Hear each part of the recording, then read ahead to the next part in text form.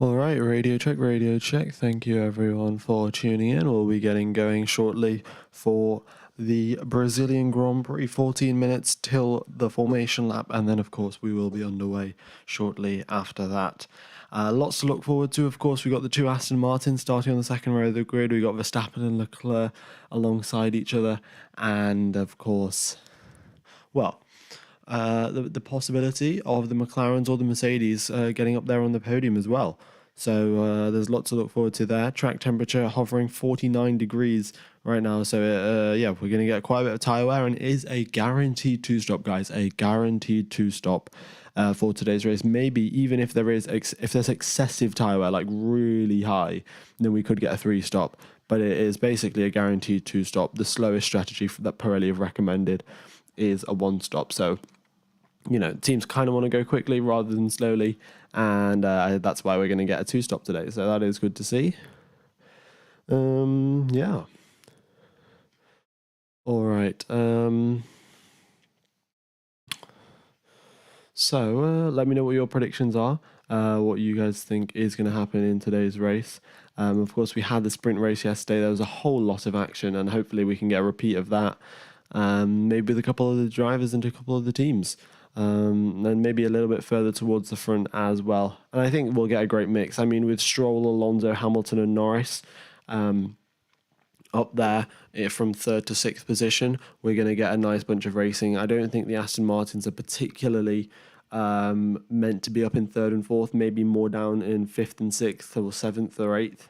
But they're going to give it their absolute all and try and defend against these drivers here, because if they can keep Hamilton behind, the pace difference isn't that big, especially with the Mercedes not being that quick in a straight line. We could see a very nice battle brewing there between Fernando Alonso and Lewis Hamilton, and every time we get these two drivers trying to overtake the other, where there is a whole lot of action that is supplied to us.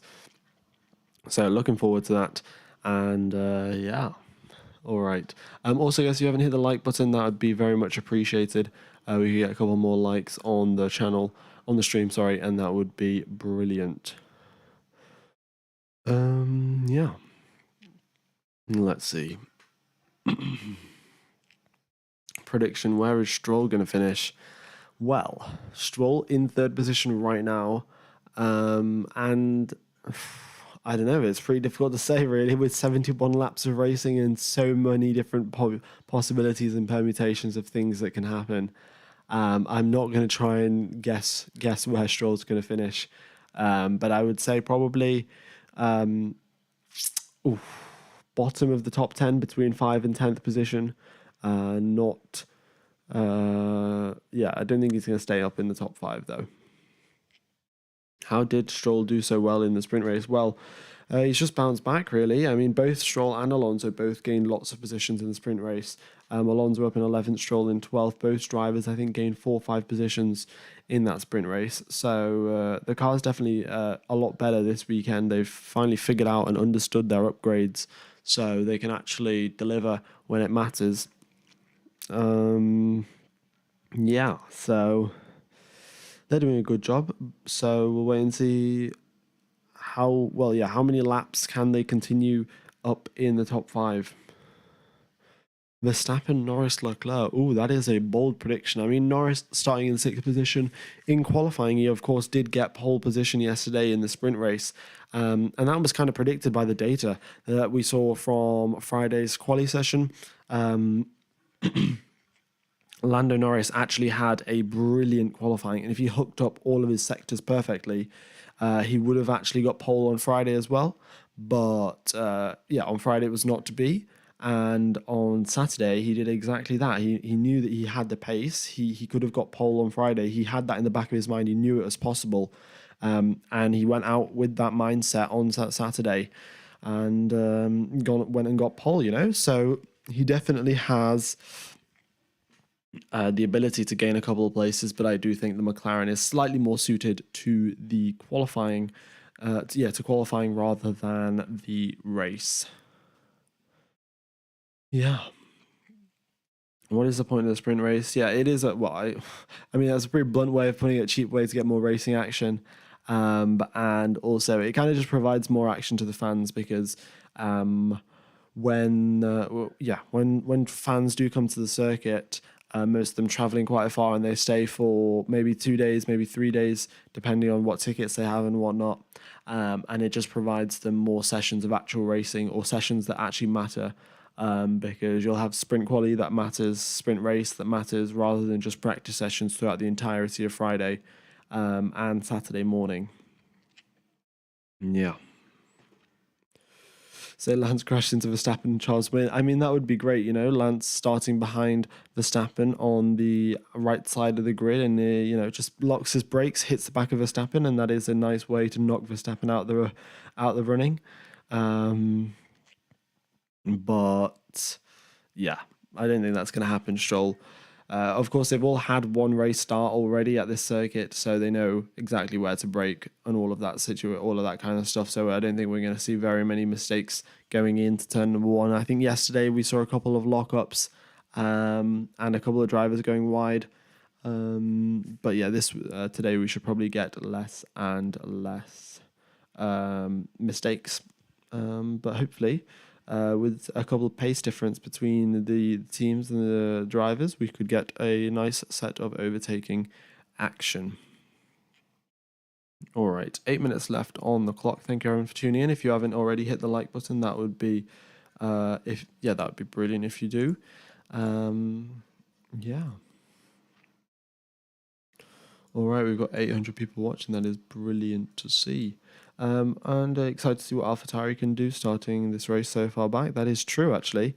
Of course, yesterday they were quite I think Ricciardo was quite high up yesterday, and today, of course, not that far ahead compared to where they were. So we'll see if they can make similar progress. Of course, Aston Martin kind of had the reverse. They were better on Friday and then worse on Saturday, and AlphaTauri were worse on Friday and better on Saturday. So of course, we saw Aston Martin. They were able to recover up the field, gain 4 or 5 positions over the course of 17 laps. And we'll see what Tsunoda and Ricciardo can do over the course of 71 laps. Oh, no, sorry, it wasn't 17 yesterday. It was 24. But yeah, over the course of 71 laps, what can these drivers do?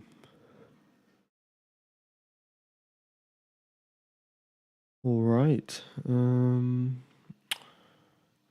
Where do you get the data for the races? The data is, the teams have just got all the sensors, and then it comes up on the F1 website. So, but yeah, this is kind of like an extra add-on to make all the data look pretty, rather than, what it used to look like a couple of years ago. Yeah.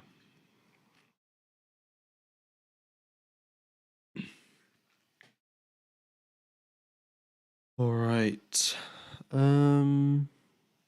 Yeah, 6 minutes remaining. Not that much to talk about. I mean, we had a couple of grid penalties, of course. Russell starting in 8th position, and we've got Ocon and Gasly in 14th and 15th rather than starting up in 12th and 13th.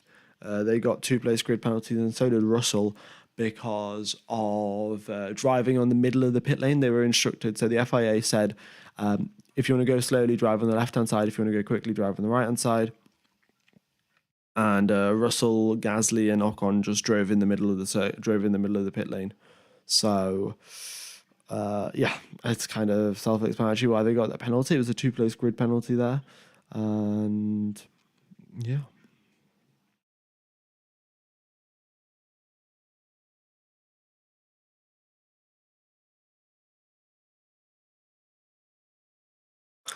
Are you watching on YouTube Live or Sky Sports? Sky Sports, yeah. All right. Track temperature slightly dropping here, 47 degrees. By the way, the weather totally sunny, no chance of rain whatsoever. Risk of rain is 0%. So yeah, no threat of rain spicing up the action or anything like that. But nevertheless, with a 2-stop race, it will never be interesting. Nonetheless, I bet there'll be 2 safety cars. Well, yeah, I mean, we could have safety cars. Safety car probability around the circuit quite high. Drivers lose 21 seconds in the pit lane, by the way. and they lose, I think, 11 seconds under safety car conditions. I will just double check that. But yeah, you once again, like usual, you gain 10 or so seconds by pitting under the safety car or virtual safety car. Yeah, so you lose 21 seconds in a green flag pit stop and 11 seconds in a safety car, virtual safety car pit stop. And by the way, guys, deployment of a safety car, 71% in the past 7 years of racing here. So yeah, pretty high chance that we get a safety car, which is good to see. And we've got quite a lot of teams with new sets of tyres. So as Max Verstappen, he's got 2 sets of fresh mediums. Hamilton, Russell, and Norris have only got 1 set. So it looks like they're going to go on the hards for 1 stint of the race. And yeah, but we'll keep an eye on that. And the tyre information hasn't been released just yet. Yeah. And just to walk you through this circuit, it is, a driver favourite circuit, a team favourite, a fan favourite. There is always action around here.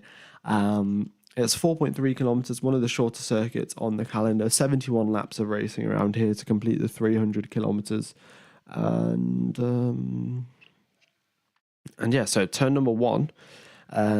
It's just a simple left-hander really, and you flow straight into turn number 2. So you got to nail the line of 1, otherwise you're going to have a compromised line into 2. But the main thing here is if you do get an overtake done into 1, you have a chance. If you've just been overtaken, you have a chance to re-overtake the driver going into turn number 4. Oh, we've just got the tyre information. Everyone starting on soft tyres apart from Logan Sargent. Logan Sargent on the mediums, everyone else on the C4 soft tyres. So yeah, the C4, C3, C2 for the tyres today, and that is a soft, medium, and hard respectively. But yeah, everyone on the softs, quite interesting there.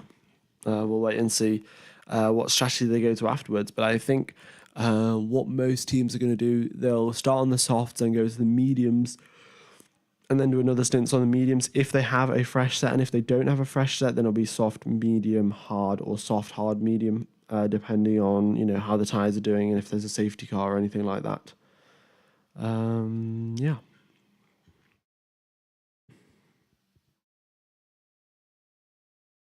Alrighty. I'm going to have a quick drink of water. We're 2 minutes away from the formation lap, and then we'll be underway shortly.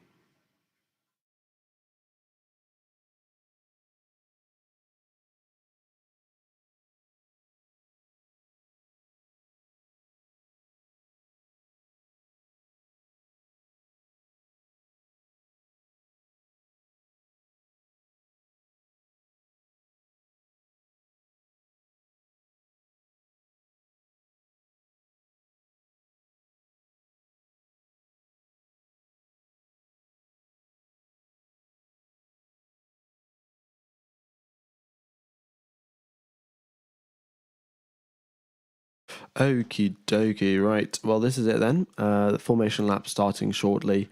The drivers all in their cars now. The mechanics doing the final checks. They're taking the tyre blankets off and will be going racing very, very shortly. Lineup, please type it here. The lineup is on the screen. Yeah. Where's Tsunoda going to finish? Honestly, I'm not what's an oracle that is it an oracle that can predict the future? I don't know. But yeah, I can't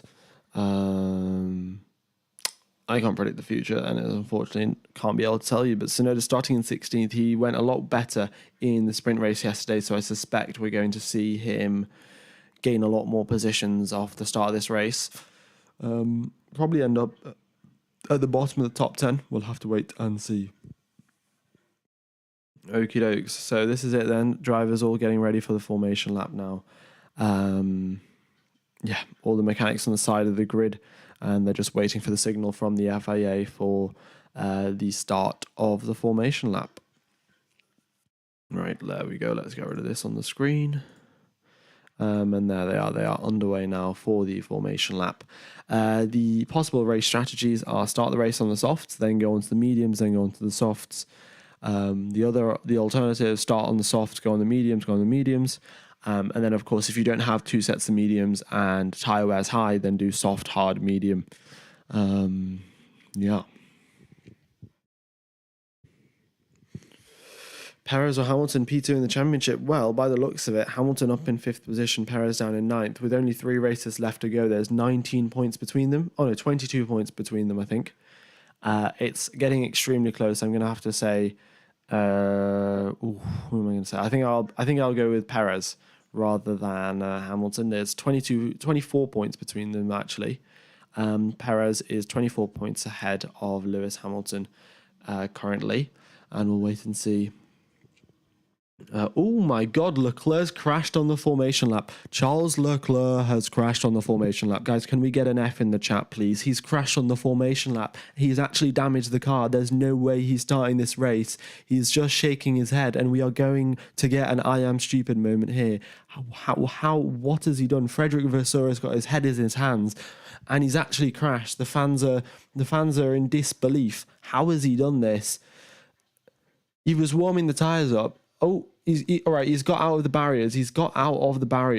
And his front right suspension is far too damaged to continue in this race. Far too damaged indeed. The tyre are indeed spinning, but the front right suspension is totally out of. Yeah, it. Well, all right. Let's listen to this. He lost the hydraulics. Leclerc. Okay, so it wasn't his fault. He lost hydraulics. But yeah, right. Let's have a look at the replay. So here he is, and he just does a nice spin.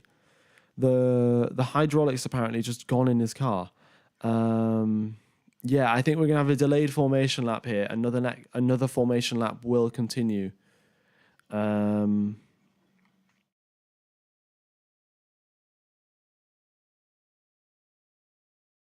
Oh, yeah, okay. So Charles Leclerc lost his hydraulics just before he enters the barriers. There is a massive puff of smoke. Are we going to get a start? Oh, actually, guys, we are going to get a start. Charles Leclerc, he's off onto the circuit. We are getting an actual start here. No delayed start.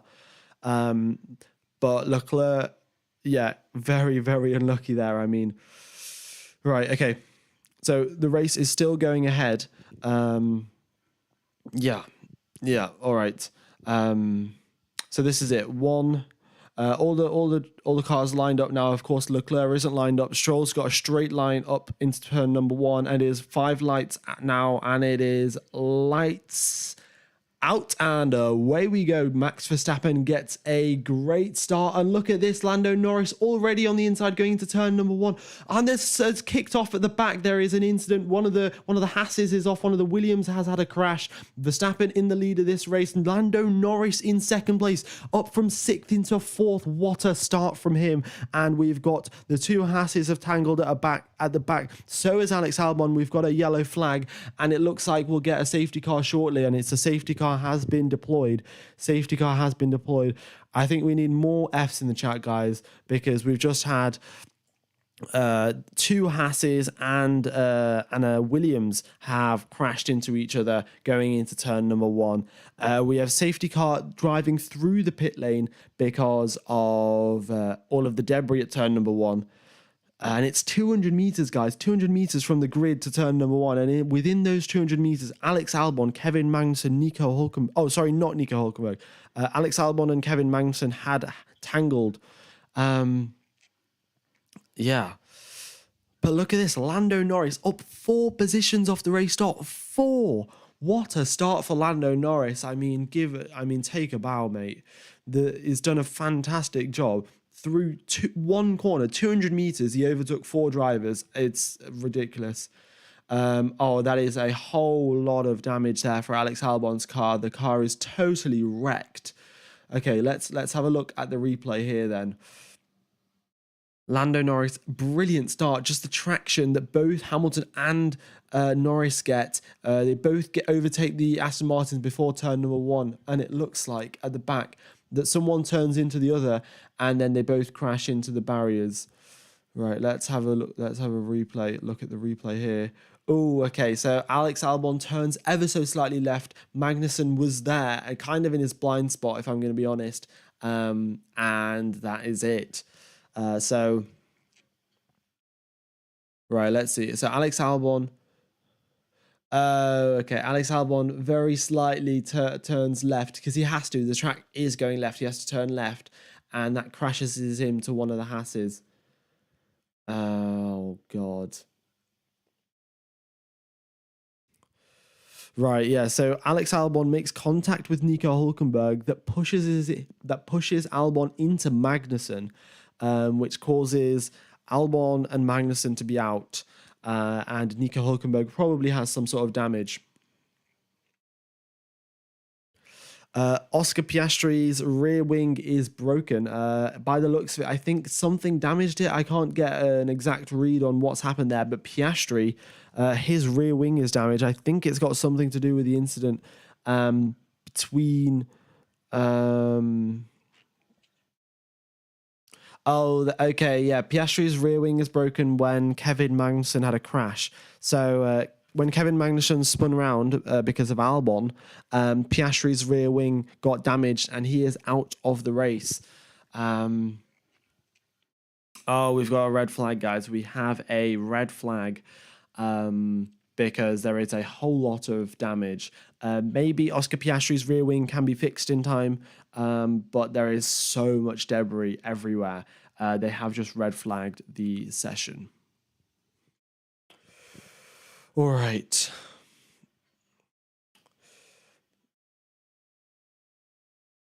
Okie dokes. Let's see.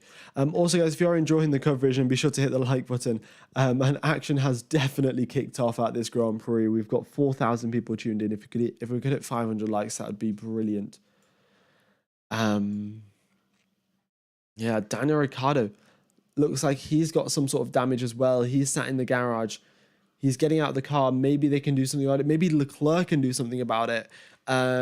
If they can get the car back in time, Leclerc could have the car repaired and start the race a lap down. It would be a pretty big disadvantage, but nevertheless, we've seen drivers recover from worse.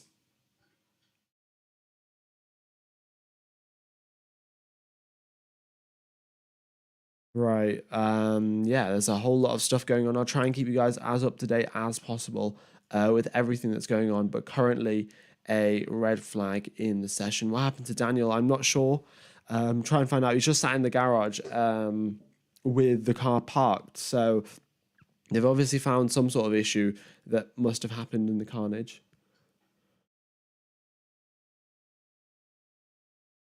Right, they're trying to repair Piastri's car. They've come over the radio to Piastri saying that we're going to try and repair the car. But repairing the rear wing is a lot bigger of a task than it is to repair the front wing. So we'll see. It depends on how long the red flag is. And yeah. Oh, okay. Ricardo was involved in the Albon Haas squabble. So that's, yeah, he probably got hit somewhere that has caused him to go into the garage rather than continue driving around. He is out of the car. They are doing some work on the rear of the car. The mechanics looks like they're doing something to the diffuser. I'm not 100% sure. But yeah, if Leclerc gets back into this race, that would be pretty incredible. I don't know if he technically can because he didn't start, because you have the DNS thing did not start because he wasn't in the foot. Like he didn't technically start the race. He was in the formation lap, but I don't think the formation lap counts. And this car's just, it's just sat up on some hill, and the question is, can they get it back to the pits? Because if they can, then Leclerc definitely stands a shot of potentially re-entering this race. I'm not sure exactly of the rules there, but yeah.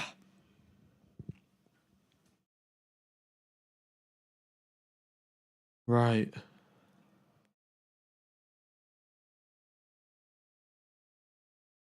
Let's wait and see what happens now.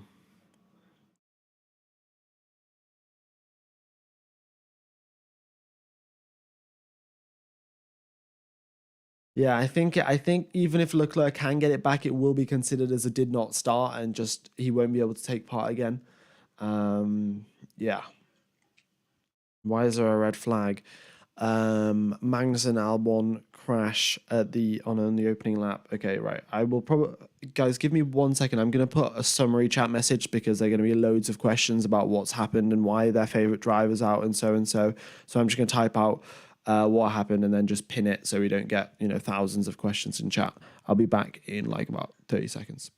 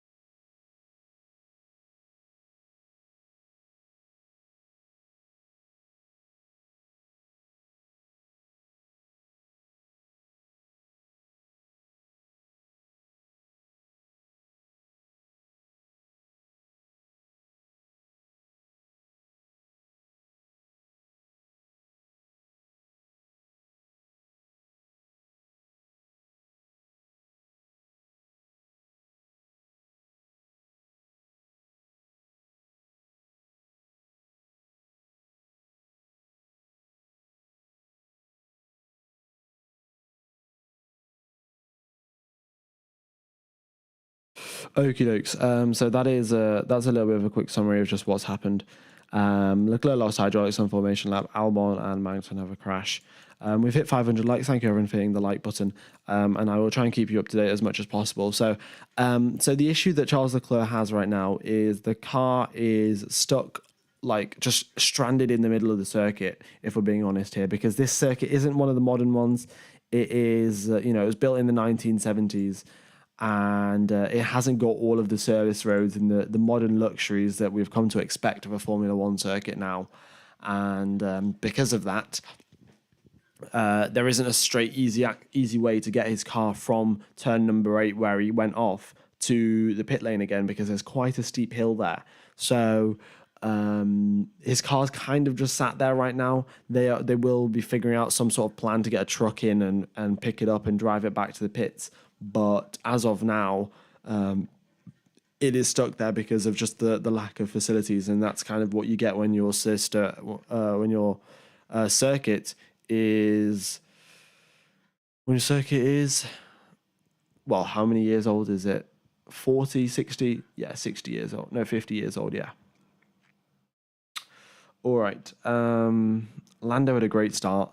He was up, gained 4 positions off the race start. Both Norris and Hamilton had fantastic starts, I have to say. And they both just jumped the Aston Martins like straight away. As like maybe 100 meters, 50 meters. Norris and Hamilton were ahead of the Aston Martins. It was ridiculous. No, K-Mag didn't crash on the formation lap. Leclerc lost hydraulics on the formation lap. Albon and Magnussen crashed. They DNF. Yeah, I think I probably should have said lap 1, but oh well. All right. Yeah. Quite a hectic race, if I'm being honest here. Yeah. If you guys are enjoying the coverage, be sure to hit the like button. Definitely does help out the channel. When does the race restart? No info just yet. The FIA are taking their merry time repairing these tyre barriers and just checking if they're all right. It will be a grid start, no rolling restart. We don't have any rain, so just a typical grid start. And yeah.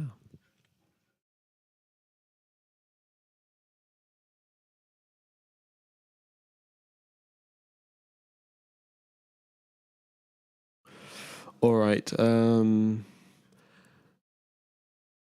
Yeah, so just a quick replay of what happened at the start. Albon and Magnussen kind of sandwiched Hulkenberg.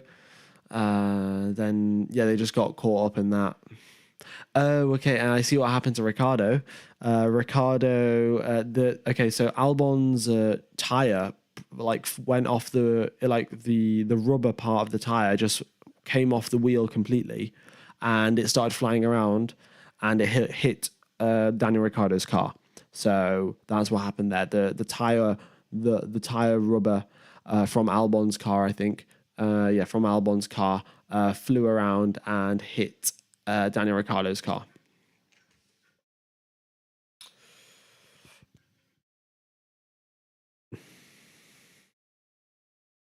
Do you think Piastri will be able to rejoin the race? Well, if I could get a image of the McLaren pit garage, then I could probably give you more accurate information. They said they're going to try and replace the rear wing, but replacing the rear wing is a lot more a lot more time intensive than replacing the front wing, because the front wing, it's designed to break and then they get replaced immediately during the race. But with the rear wing, not so much. So yeah, they're repairing it, and it depends just how much time it takes them. But with the red flag being for quite a while now, I don't know how long the red flag has been called for, but we are still, yeah, they should repair it in time, I think. If they have all the mechanics on deck, unscrewing stuff and all of that, then yeah.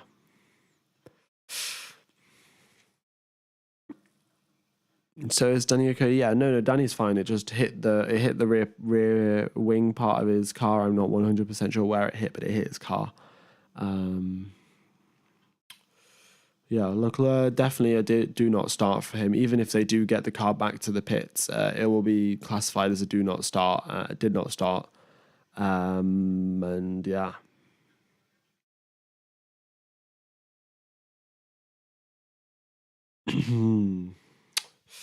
It's taken a while though. I don't know why it takes the FIA so long to just. I mean, it was a lot quicker in Mexico. They had a crash. They checked the tech pro barrier. They replaced it, and then we were going racing again.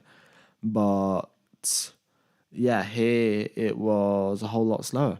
So yeah, we'll just have to deal with it. Not really much we can do. So yeah. Okay, so tell him to use duct tape for the rear wing. Yeah. Well, I mean, duct tape's all right when you're trying to just quickly replace something for quali, but when you're trying to go another, we've got 69 laps left, guys. Oh, guys, we've got 69 laps left. Yeah, that is extremely nice. I don't know. Let me know if you guys also think 69 laps left is extremely nice in the chat. But yeah, when you're trying to do 69 laps, duct tape just isn't going to cut it. And Leclerc, he is,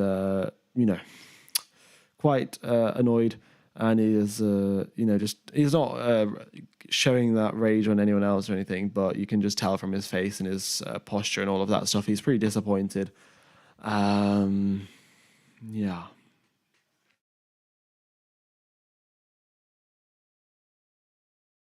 No, he's not going to be able to since he did not start. It is terribly unfortunate if we're being honest here, but yeah, just that's the rules. If you don't start the race, you can't exactly join halfway through. And yeah, technically he did half the formation lap, but the formation lap doesn't count towards the race. So yeah.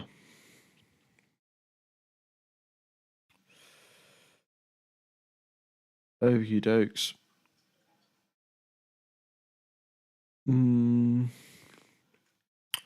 What else was I going to say? Oh yeah, if you guys aren't subscribed, then be sure to subscribe. I'm commentating the final two races of the season, Las Vegas and then Abu Dhabi, of course.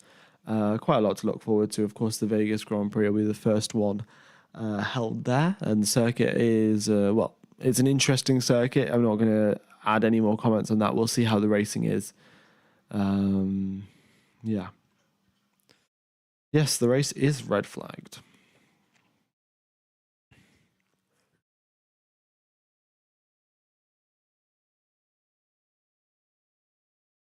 Right, so what about Daniel? Will he be joining back? Well, the AlphaTauri mechanics are doing work on the car. Now, I don't know. If he does rejoin, he will be starting from last. So, yeah.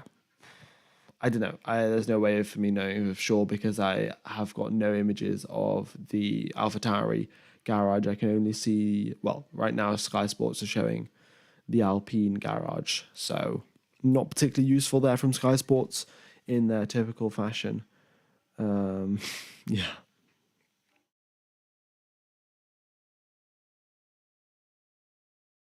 Okie dokes.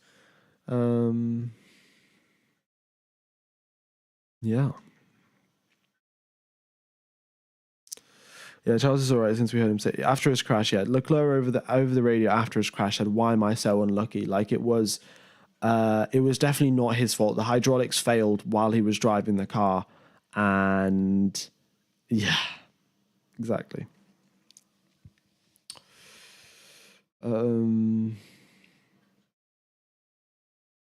Lando will have the inside line of the race start. That's if he gets a good start. Yes, that is true. The drivers in the even positions on the grid, they'll have the inside line. The drivers in the odd positions will have the outside line. And might I say, Norris had a brilliant start on the previous, on the first race start. So maybe you can do that again. Maybe overtake Verstappen into turn number one. That'd be great to see. All right, now we've finally got the replay of Daniel Ricciardo, and let's just see, where does this tire go? It hits one of the other, one of the other cars ahead of him. It flies up then, and as he turns into turn number one, it flies up, and it hits his right rear part of the car. Yeah. Oh, we've got a time. The race restarting now is in 9 minutes, guys. 9 minutes, and the race will restart. Let me just put a timer up on the screen. I shall be back in just a second, and the data will disappear as well. But I'll put a timer up for when the race is going to restart.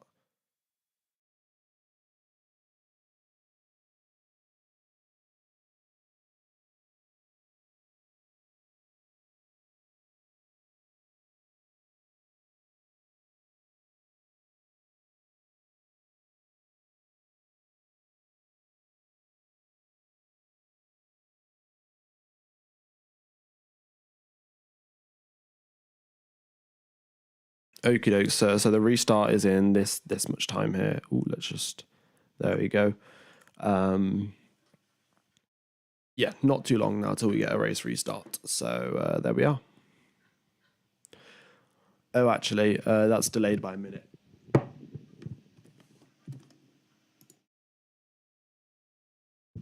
Oh, no, it's fine. Never mind. I just miscalculated. But yeah, we'll be 8 minutes now till the race restart. It's not raining. They've cleared up the debris. The drivers getting back into the cars. And I'll try and get an update on whether Piastri or Ricciardo are still going to take part.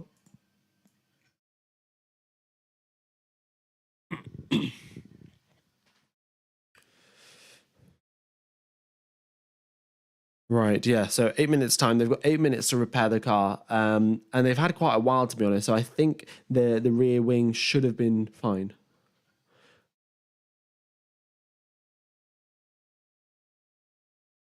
Okay, yeah. So Ricardo, he came over the radio, said debris hit my rear wing, it's broken. Are they going to do another formation lap? Yes, they will, and that will count towards the race.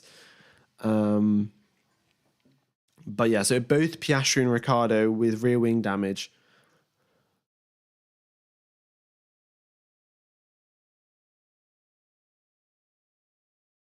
Right. Carlos Sainz over the radio, complaining about his clutch, saying it's terrible, it needs to be in the bin.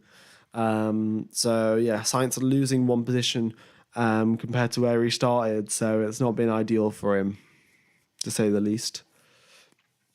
Can Charles make it back in the game? No, he cannot. Charles did not start the race. He lost hydraulics on the formation lap, so that's why he can't take part in the race restart. All right.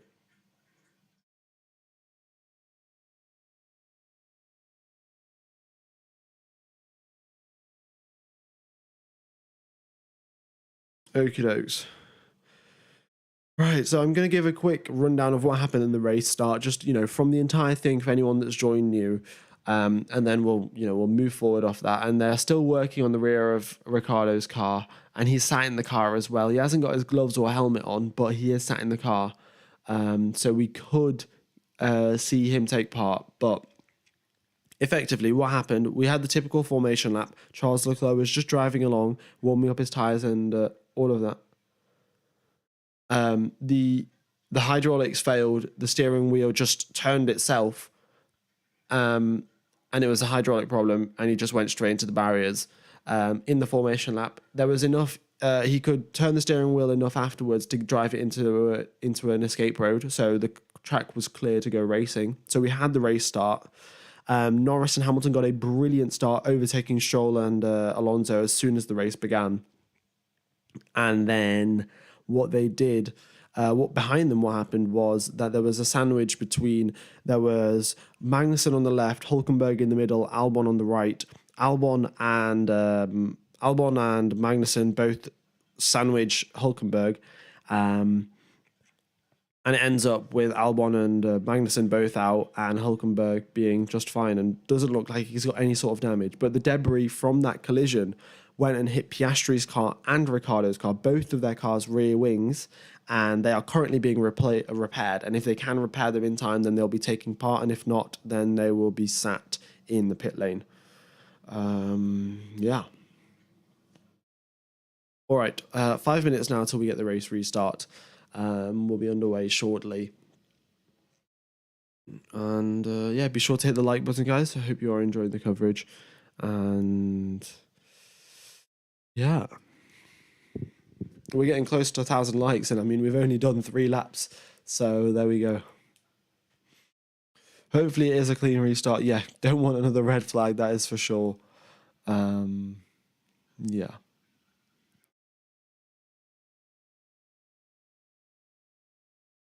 Right.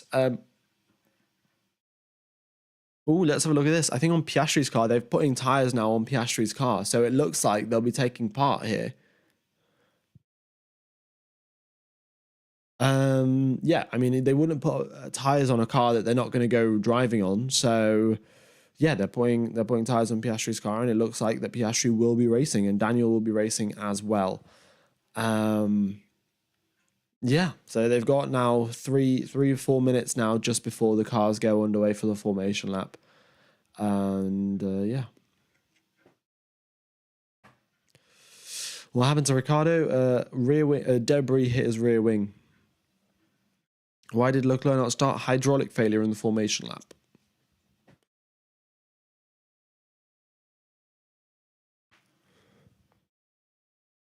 Okie dokes.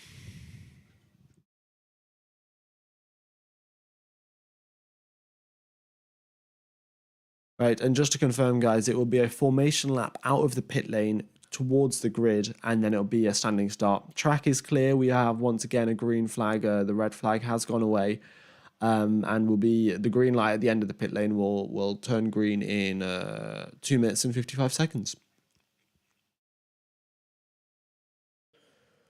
All right. What does it mean by they're starting on soft tires? Will they all be making 2 pit stops this race? I think they'll just be continuing as they did. It looks like Hulkenberg came into the pits and came out on a set of mediums. Maybe, I'm not sure what's happening there. But yeah, Debris hit Ricciardo's car. I thought Debris was replaced by AlphaTauri. That's a nice one there. Yeah. And then what's a hydraulic failure? A hydraulic failure, it's just well, hydraulics is just it's kind of like power steering and stuff like that. Power steering, brakes, all of those stuff use hydraulics, so they can like get the maximum force. Basically, so because an F1 car, you know, there's a whole lot of load that goes through the tires, and that load would be transferred to the steering wheel as well, and drivers would have to really twist the steering wheel for it to turn when they go into high-speed corners. But of course, you know, that's not ideal. They're not going to get the best racing line if they have to turn the steering wheel every time, like really hard.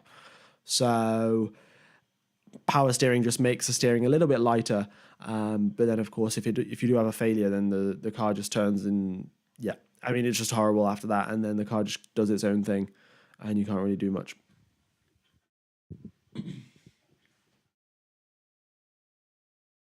Right. Let's see. Can this race go on to be a 2-3 stop? It can definitely be a 2-stop. It definitely will be a 2-stop, in fact, considering everyone's starting the race on softs. But a 3-stop, a little bit more unlikely. If we get a safety car, a 3-stop is definitely on the cards. But yeah, also Daniel Ricciardo is taking part. He's got tyres on his car. They've got tyre blankets on. They've replaced the rear wing, and everything is looking good. Has anyone changed tyres? Well, we'll find out when they drive out the pit lane.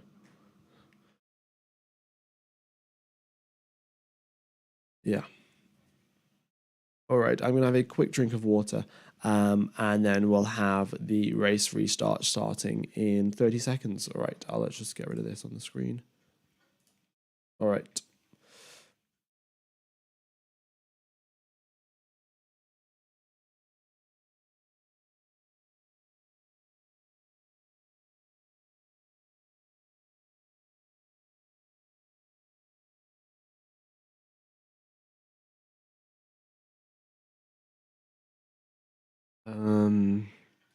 Was Hamilton a jump start, or was it just good? It was just good. No jump starts from anyone. I'm sure the FIA would have given a penalty out for that. Why a restart? Because there was a pretty big crash on lap number 1, so that's why. And here they are, the drivers coming out of the pit lane. And here we go. I don't know why some of you guys in the chat are like, oh, I'll be back later. Well, the race is restarting in 1 minute's time. So, well, we're in the formation lap as well. So basically, we're going racing now. And you can see the drivers coming out of the pit lane. All right. Also, guys, if you haven't hit the like button, be sure to do so. It definitely will help out the channel. Leclerc going on a 0-stop strategy, pure goat material. Honestly, Charles Leclerc doing an absolute mad job there. He knows the Ferrari is just going to mess up his strategy. You might as well just not take part in the race. Big brain ideas here from Charles Leclerc. All right.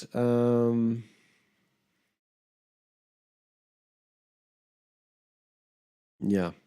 Why is the race not reinstated? I don't know exactly what you mean by reinstated. Yeah. Oh, I'm having a little bit of lagging here. My laptop not having the best time in the world.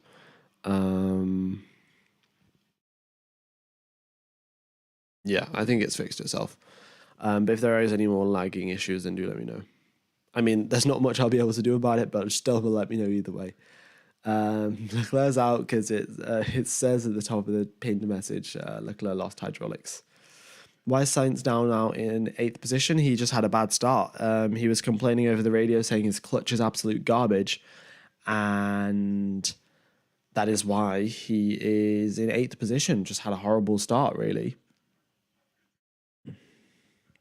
The quality grid with the P2 slot as empty, because because the race start happened. Like they did a race start, and that was all technically fair. Like, look, Norris's overtake on Alonso and Stroll, there was nothing wrong with that. So they just did it as they crossed the safety car line. Okie dokes. So here it is, Verstappen and Norris parked up in their respective grid slots in 1st and 2nd position. Norris on the inside, Verstappen on the outside. Norris got a great start on the first start, and we'll wait and see what he can do now. Yeah. Oh, look at this. One of the Daniel Ricciardo pulling into the pit lane, and Piastri as well. Why are they in the pit lane? I am not exactly sure, but yeah, both Piastri and Ricciardo pull into the pit lane. I don't know, are they doing pit stops or what, but yeah, we'll wait and see. Okie dokes. It is 5 lights now, and it is lights out, and away we go. Max Verstappen gets a good start, and here comes Hamilton on Norris. They're side by side into one. Norris on the inside. Hamilton locks up the brakes there and goes a little bit deep. He's going to be under pressure from the drivers behind him, but Verstappen gets a brilliant start, and then we've got Norris behind him. Alonso up in 4th position, Russell in 5th, and it is looking good here for... Oh, and here comes Alonso on the inside of Hamilton. What an overtake there. Hamilton looks to fight it back, but Alonso's just sealed the deal. We've got Alonso up into 3rd, Norris in 2nd, and Verstappen in 1st place. Great start there from Fernando Alonso. He was in 4th position, and he is now up into 3rd. How many rounds remaining? We've got 2 races left after this race, so there we are. Piastri and Ricciardo started from the pits. Yeah, they drove through the pit lane. I'm not exactly sure why, but they did. Yeah, they drove through the pit lane.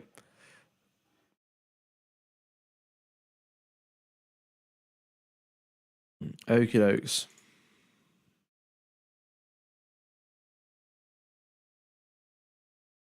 Let's see then. Is Piastri? No, Piastri and Ricciardo still on the lead lap. They are just a couple of seconds behind everyone else, though. Yeah. Oh, look at this. Nico Hulkenberg, fastest lap of the race. Nicely done. I don't know how he's done that, but he has. Anyway, it is 1 minute. Look at the lap. Oh, the lap times are messed up because of the safety car. Okay. It's so laggy. It's lagging. Okay.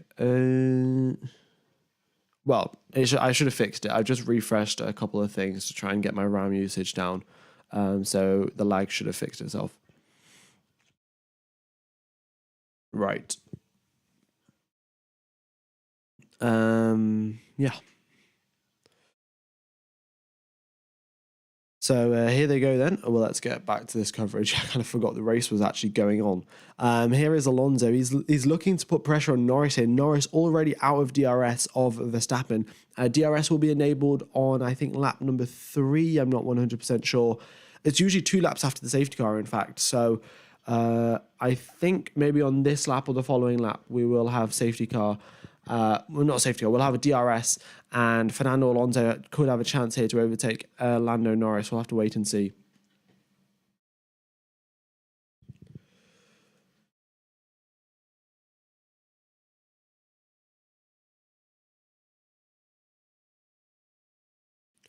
All right. Oh, DRS has been enabled. Look at this. We've got DRS going through everyone, and Norris now has got DRS on Verstappen. He's going to be looking to catch up to him. We'll wait and see if Norris can actually do anything, if he can make a move here. But the Red Bull very, very quick in a straight line, and it's going to be difficult to make a move done. Yeah. Why is Stroll doing so badly? Stroll had a bad start and then another bad start, I think. So that's what happened there. Mercedes is very, very slow in a straight. That is very true. And we've got now Sergio Perez putting pressure on George Russell. Russell, he's got DRS and Hamilton, which is going to help him out. But if that drops, then Perez is going to be all over the back of George Russell. And in a straight line, he is going to get totally breezed past. The tyre strategy, start the race on the soft tyres and go on to the mediums, then go on to the softs. If there's low tyre wear, and if there's high tyre wear, then soft, medium, medium. And if there's even higher tyre wear, then soft, hard, medium. And with track temperatures up at 50 degrees now, tyre wear is definitely going to be pretty high. We'll wait and see what strategies the team go for. It also depends on what tyres they have available. So, yeah. All right, Lando Norris, though, he is getting closer and closer here to Max Verstappen, 0.4 of a second at the end of the straight here. It is looking good for Lando Norris. Fernando Alonso has dropped off the back of him, and look at this, there's already a big gap forming. Fernando Alonso in no man's land, and then there's the 2 leaders up in the front. Oscar Piastri, he changed his tyres during the pit stop. Oh, in fact, I think he changed it maybe... Oh, no, he must have changed it in the... I'm not sure when he changed it, but Oscar Piastri is on a set of mediums. Everyone else is on a set of softs. Any updates on Sainz's clutch? Sainz's clutch is fine. He just doesn't like it for the race start. So, yeah. I don't know. Maybe it's a personal thing. Maybe the biting point isn't where he wants it to be. But, yeah, not sure.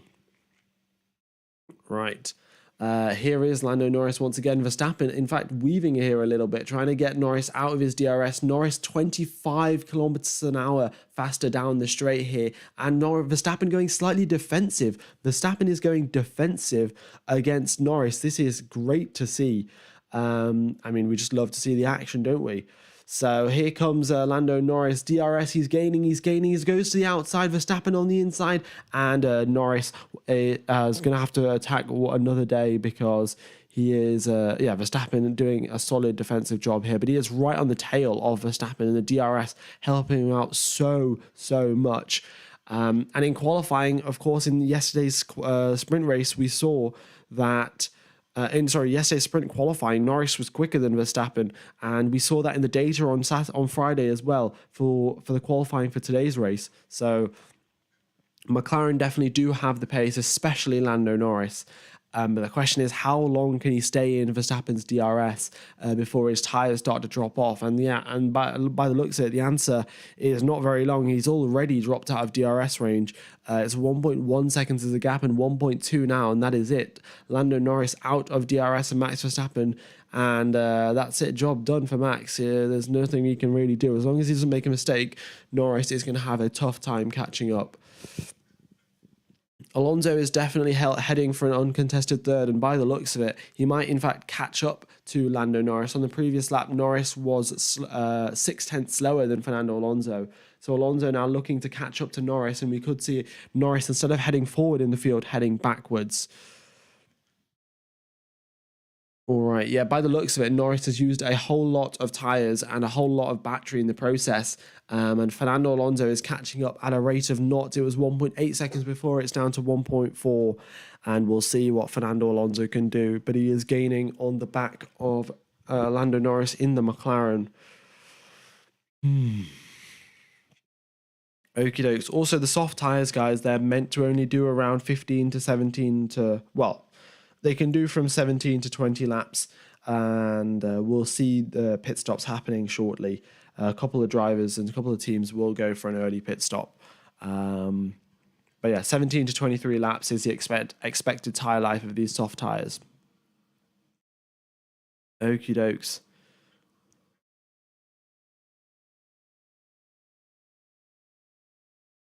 Right. Russell's over the radio saying, I'm pushing too hard through turn number 11 and 12. That's going to wear out my tyres. And Perez is just getting closer and closer here to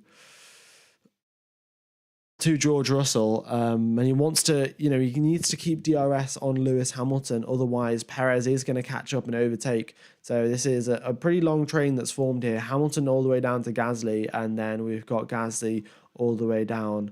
Then Ocon and Tsunoda all the way down to 19th, 16th position.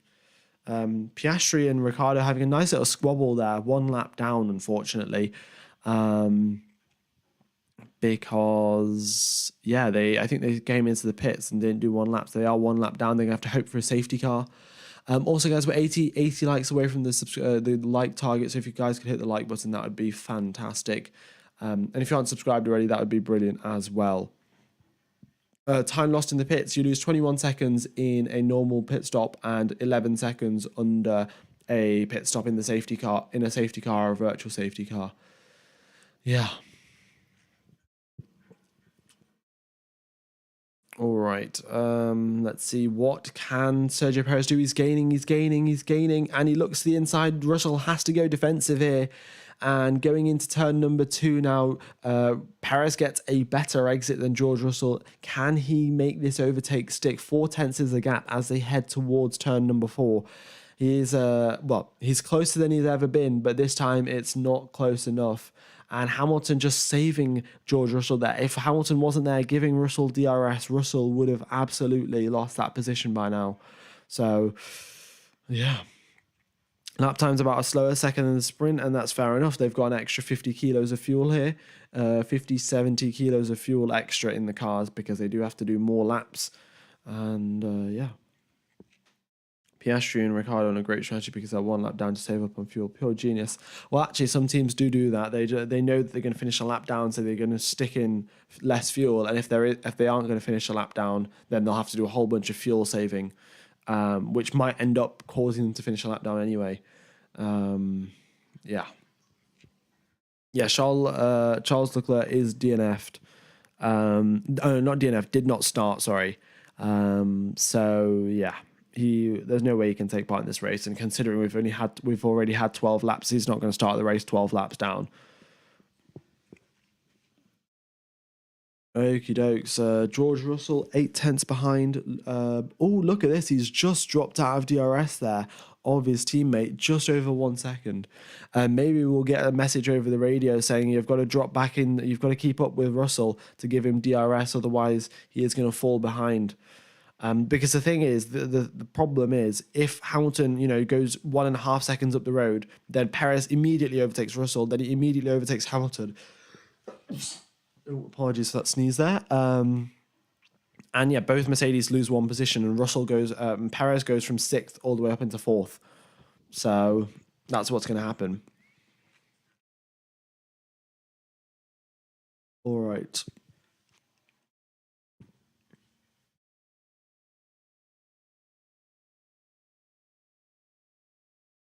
Let's have a look here. Yeah, Perez, he's still gaining, and Russell is so close to losing DRS here. Both Mercedes drivers over the radio complaining. Russell saying he's sliding them out everywhere. Hamilton saying the energy system isn't properly working. He's getting deratements, which is basically...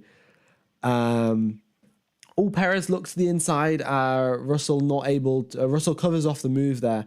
But it is getting now more and more precarious for Russell to hold on to that position. What was I saying? Oh yeah, Hamilton basically what's meant to happen is when he starts braking, by the end of the straight, the battery is meant to start recharging. But Hamilton, halfway through the straight, the battery is like, okay, time to recharge now. And then he starts slowing down on the straight, which obviously is not what you want to do. He's complaining about that. They're going to get it fixed, obviously. But George Russell can't do anything about the sliding. He's going to have to manage his own driving style there to reduce the sliding that he is getting. All right, lap number 13 of 71 here, 59 laps remaining. And we've had 10 laps since the race restart. Drivers spread out a little bit. We've got Verstappen 2.3 seconds up in the lead. Then Alonso 2 seconds behind Norris. And Hamilton 4 seconds behind him. If Lando finishes on the podium, he will equal the most podiums without a win, tied with Heidfeld. Well, that is it's not great. But maybe he'll get a win, who knows. Maybe not this season. We'll have to wait and see. Perez, though, makes the overtake on George Russell, and Russell, by the looks of it, he lets him do it and tries to re-overtake him here. Now, they go towards turn number 4. He's got the slipstream, he's got the DRS, he's gaining, he's got the top speed advantage, and he re-overtakes Perez. But Perez so late on the brakes there, and there is nothing Russell can do. Perez gets to stay ahead of George Russell. So that's the first Mercedes overtake for Sergio Perez. And next up, Lewis Hamilton. He's a second and a half up the road, but he's got no DRS to defend against. Oh, look at this. Russell come over the radio saying, are we still working together, or are we doing our own race? And Mercedes said they're still discussing. And while they were discussing, Perez just went and overtook Russell. Yeah. All right.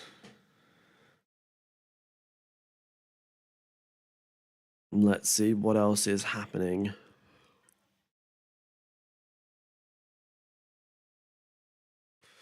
All right, Oscar Piastri driving around on the medium tyres, getting some information there for the McLaren team. And I mean, considering he's doing a decent job there, Piastri, of course, he's in last place and he's not going to really have any chance of taking part in this race here. But just helping out his teammate, getting some information. And we'll wait and see. Potentially that could bring Norris extremely close to Verstappen. And if there is a slip up at the Red Bull team, then we could see Norris potentially threatened for a win, but that's a very big potentially. Also, guys, we're 2 likes away from the from the like target, and there we go. We've just hit 1,000 likes. Thank you, everyone, for hitting the like button. Yeah, I guess let's increase it again then. This is like a every 5-minute occurrence at this rate, like the amount of likes that we keep getting, which is brilliant. So yeah, thank you, everyone, for hitting the like button.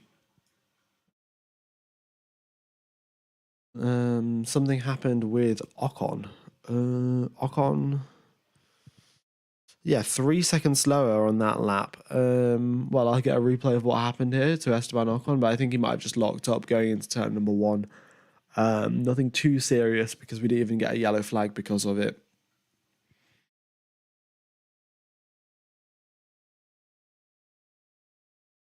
Yeah.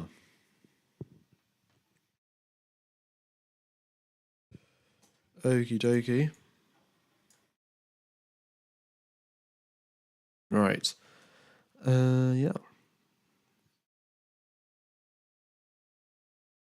How come Piastri and Ricciardo 1 lap down? It's because when the crash happened on lap number 1, they came into the pits and they were like, right, well, we've got our cars are out for the race, we're not going to take part. But then the red flag happened, and they were like, okay, we can take part now. But yeah, of course, they were one lap behind. Yeah.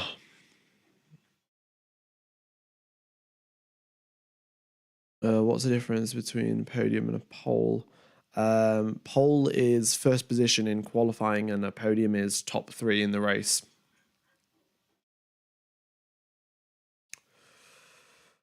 Yeah. Oh, okay. So let's have a look. What else? Perez, he's caught up to the back of Hamilton here. The gap was 1.5 a couple of laps ago. It's down to 0.8 of a second, 0.9 of a second. Here he comes out of the final corner. Can he gain enough on Lewis Hamilton? We'll have to wait and see. Carlos Sainz, he's putting some pressure here on Lance Stroll, but he's stuck in a DRS train.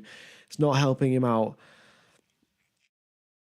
All right, let's have a look here. Perez, he's getting closer and closer, but this lap isn't the time he's going to attack. I think next lap will be the one where he catches up enough to make an overtake stick. All right, is there a blue flag? Yeah, there will be a blue flag, but of course you've got to consider that Piastri and Hulkenberg are still quite a ways away from the leader of the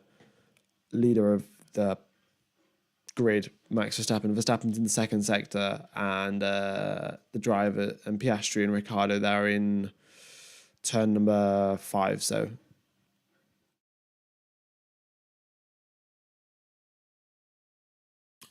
Tsunoda made a little bit of a mistake there. Dips his tire onto the grass and loses out. He lost, I think, 5 seconds there on that previous lap. He started braking with his tire on the grass, and there you go, lost 5 seconds. A tiny little mistake like that. I mean, it's a matter of a couple of centimeters here and there, and 5 seconds gone. How come Alonso is getting so much time compared to Hamilton? Because Alonso's driving quicker than him. Yeah. Perez, and I mean, Hamilton's under pressure from Perez. That's the main thing. And Perez makes the move going into turn number 1. Nice overtake there from him. Hamilton, he's going to try and fight this back as they go down through the middle set, through into turn number 4. He's got the DRS, he's got the slipstream. He tries to do what George Russell did. But once again, Sergio Perez comes out on top, and Hamilton trying again. But Perez just putting his car in the exact perfect position, and Hamilton unable to get an overtake done. Nicely done there from Sergio Perez. Right. How is Stroll in 7th? Stroll started the race up in 3rd, so yeah, he just had a bad start, and that's why he's down in 7th. Why is Russell so slow? He's causing a massive DRS train. I mean, he's not that much slower than Hamilton. It's just the Mercedes are particularly slow. Yeah. All right, we're on lap number 19 now, so the pit stops will start approaching shortly. And we'll see a couple of drivers pulling into the pits. Yeah. Oh, look at this. One of the Mercs into the pit. Lewis Hamilton comes into the pit lane. And what tyres does he put on? He puts on a set of mediums. So he's off the softs onto the mediums. 2.7 second pit stop. Valtteri Bottas, next driver to come into the pits as well. All right. We're on lap number 19 of 71, 53 laps remaining. He could definitely do 2 stints on the mediums, another 25, 26 laps and another 26 laps, and he will get to the end of this race. Problem is, Hamilton's only got 1 set of mediums. He hasn't got 2 sets to do two stints on, so he's going to have to go onto the hards to the end of this race, or he's going to have to extend out this medium stint and then go onto the softs. All right, Norris. Norris has been told over the radio to pick up the pace a little bit, and he is 3 seconds behind Verstappen now, and currently on the previous lap went slightly quicker than him as well. What does best lap indicate? Best lap indicates the fastest lap that driver has set throughout the race, and then the last lap, of course, is what they did on the previous attempt or on their previous lap.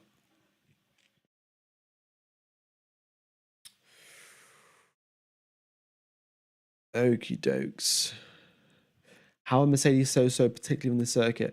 Well, I think Mercedes have slightly gone for the wrong setup. I'm going to be honest here. Their setup's a little bit too much, got a little bit too much downforce. They lose 0.3 of a second to compared to the McLarens going down the straights. 0.3 of a second, which is absolutely massive. Just in the final sector because of the straights. So yeah, their setup's just a little bit wrong for this circuit, and that's why they're a little bit slow.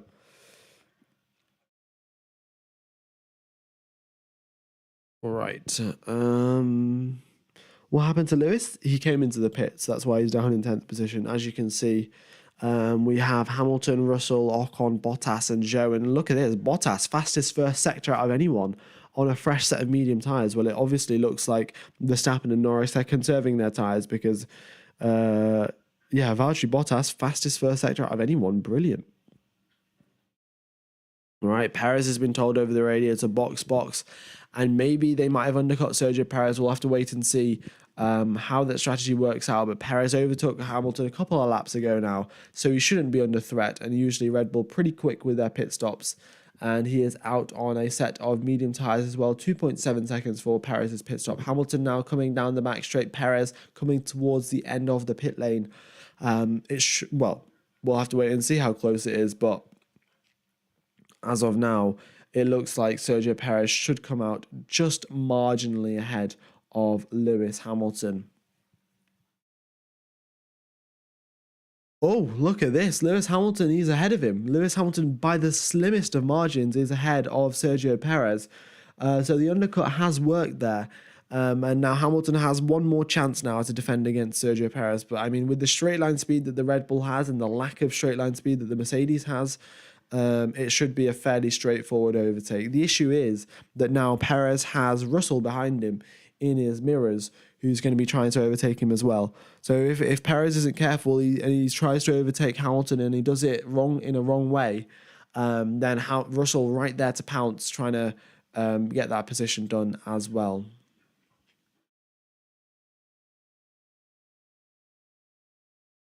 All right. And Carlos Sainz once again just sat in the DRS of Lance Stroll. He's not been able to overtake here. And by the looks of it, the Aston Martin and the McLarens, they've obviously knocked a whole lot of downforce off their cars, and there's not that much drag either. And they are comfortable down the straights here, very comfortable. And they're able to keep other drivers and other teams behind them. All right, here comes Sergio Perez and gets a nice exit out of turn number 2. Unfortunately, too far behind to get an overtake done on Lewis Hamilton.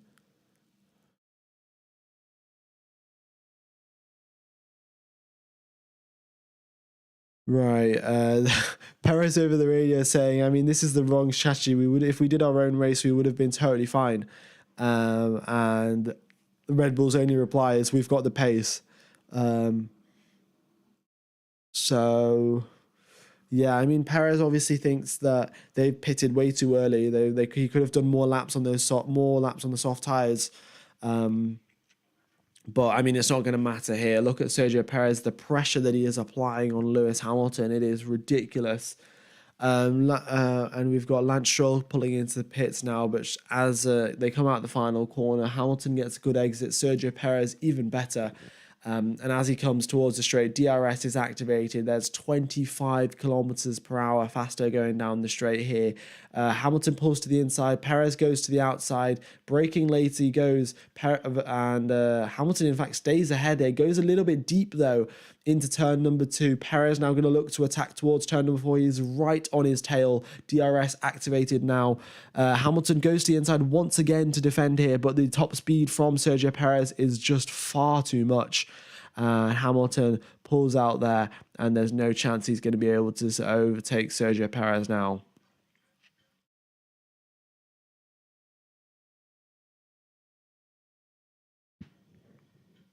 Oh, Guan Yu Zhou over the radio, they've said retire the car. I don't know exactly why, but there's some sort of issue.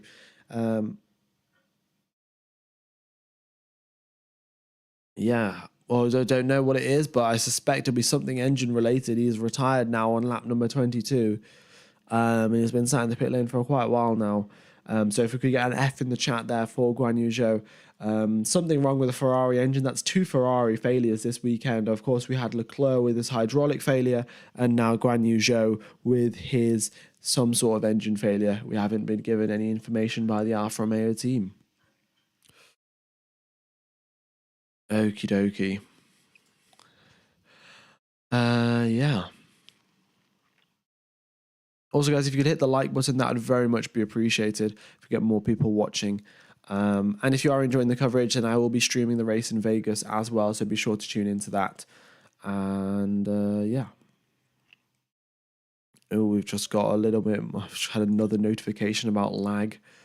I apologize, guys. I don't know exactly what's causing it. Usually my laptop's fine, but I'll try and figure this out.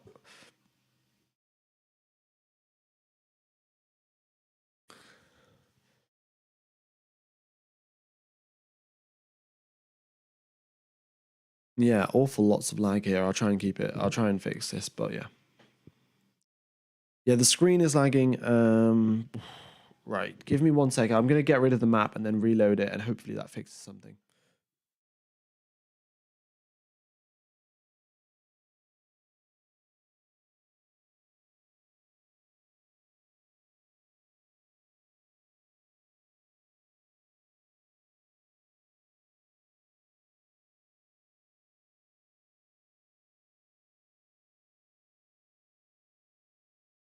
Right, hopefully that fixes something.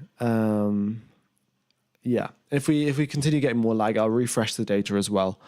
But yeah, we're currently now on lap number 25 of 71, 47 laps remaining. And yeah.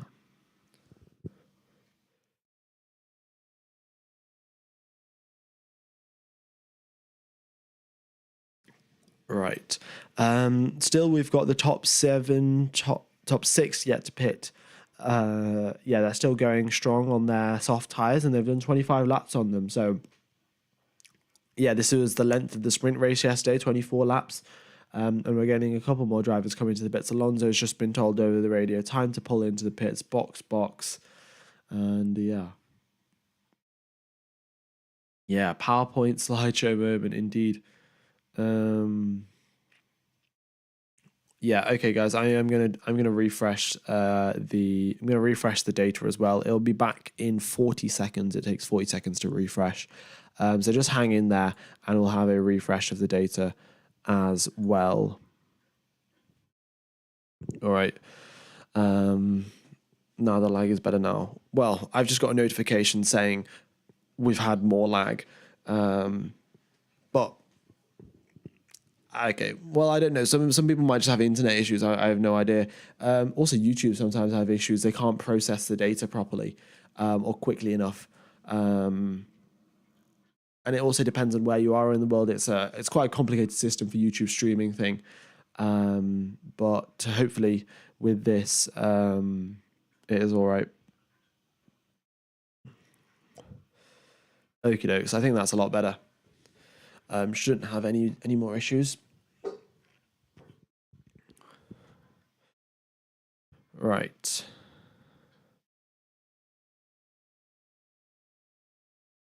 So yeah, Fernando Alonso comes into pits. He is once again out on medium tires. By the looks of it, everyone's out on the mediums. Nobody's even trying the hards here. We've got Carlos Sainz pulling into the pit lane now as well.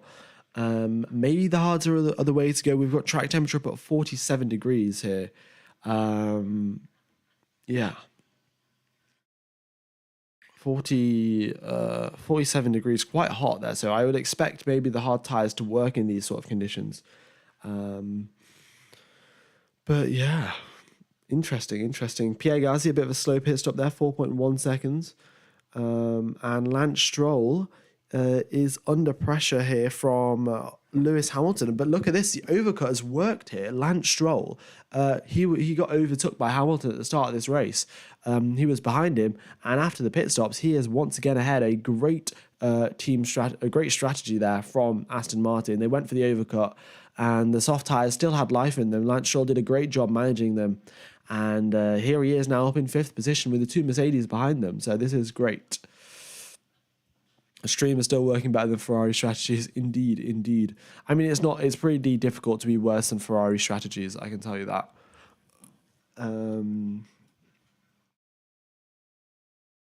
Yeah. Is the only hope for Piastri or Ricciardo a safety car? Yeah, that's the only hope, really. By the looks of it, they're not going to have anything more than that that's going to help them through. Yeah. It's super blurry. Well, if it's super blurry, that's definitely a problem on your side. If you press the settings cog and then put the quality to maximum, the blurriness will go away. Let's have a look at this. Carlos Sainz a very quick pit stop there.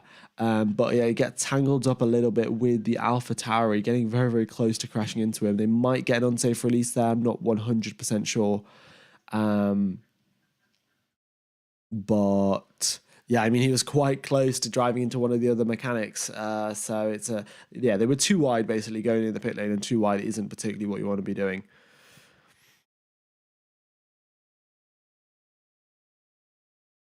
Right.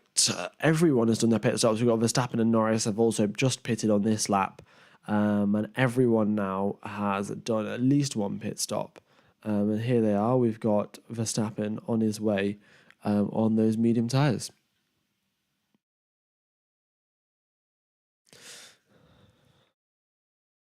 Right, lap number 39 of 71, 43 laps remaining of this race.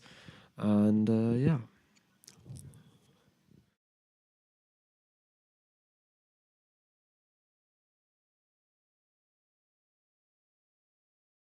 Okie dokes. Are those numbers of how many laps have been... Yeah, those are the numbers of how many laps have been driven on those tyres. Yeah. Okie dokes. Well, I think it's a bit early to ask for driver of the day right now. We've still got quite a while. Also, guys, if you haven't hit the like button, be sure to do so. Just helps out the stream and the channel. And hopefully we can hit 1,500 likes. Yeah.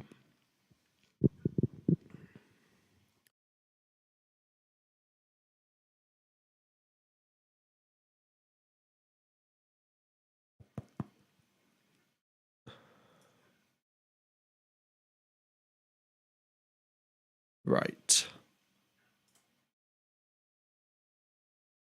Let's see what else is going on the circuit.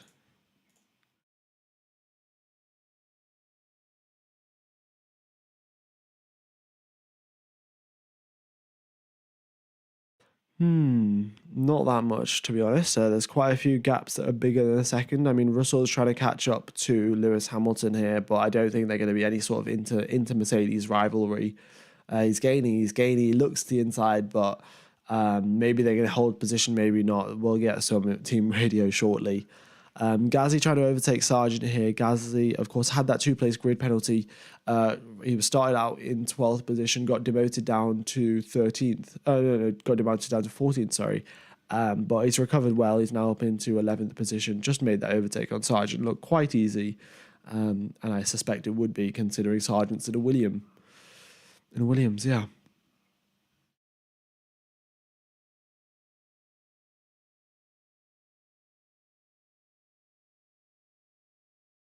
Right.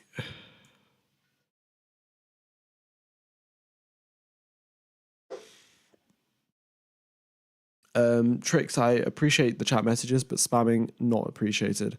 When did I start my channel? I mean, you can probably, if you go in the about section, it says exactly, but I think it's like, it was during lockdown. Yeah. Oh, look, Nightbot's just deleted you for spamming. Right. Let's see. Yeah, I mean, the strategy, okay, let's just have a quick look at the strategy options.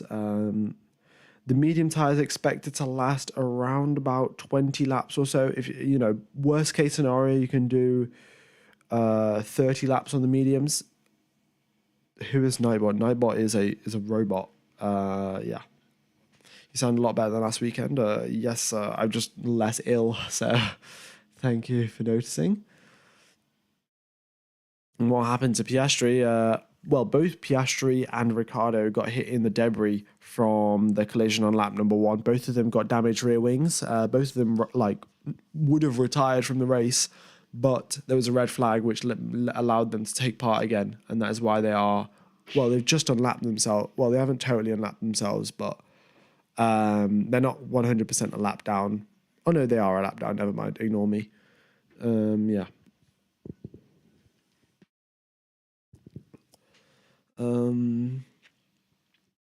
Perez should be in DRS with Alonso in about 5 laps. Well, let's have a look at the lap times. Yeah, Perez is catching up a fair amount. And sure enough, I think he will catch up. You know, he was in 3rd position in the sprint race yesterday. We had Verstappen, then Norris, and Perez. If it continues at this rate, then we will have the same result. We'll have to wait and see.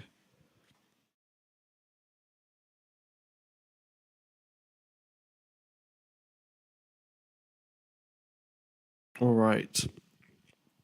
Oh, look at this. Gasly up into 10th position. Nicely done there. And Esteban Ocon pulls into the pits after doing 17 laps on the medium tyres. Interesting strategy there. I'm not sure exactly why. Pit after 17 laps. Yeah. Oh, okie dokes. Has Norris already pitted? Yes, he has. I mean, you can see he started out the race on the softs and then came in onto the mediums. Tsunoda's just dropping down the pack. Let's have a look. I mean, he started out in 16th, but there's been quite a few collisions since then, so he's gained 4 positions. I think most of them for free. Yeah, I don't know exactly what's happening there with Tsunoda.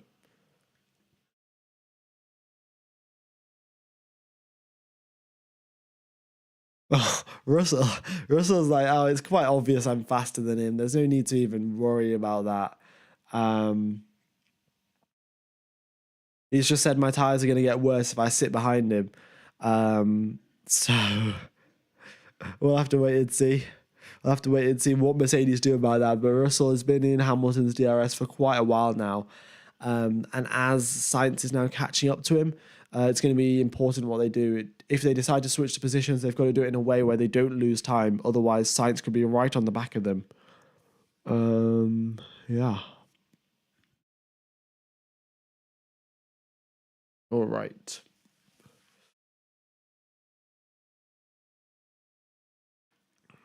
Let's see.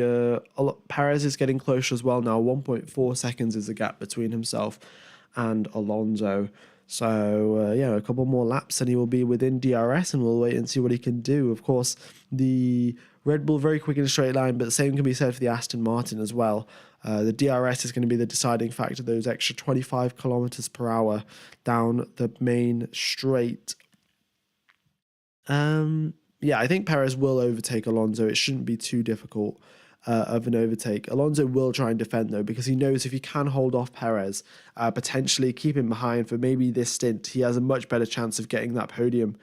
And, you know, re-motivating Aston Martin, because it's been quite a downhill slope. They started out really, really well, scoring, I think, 6 podiums in 8 races or something like that.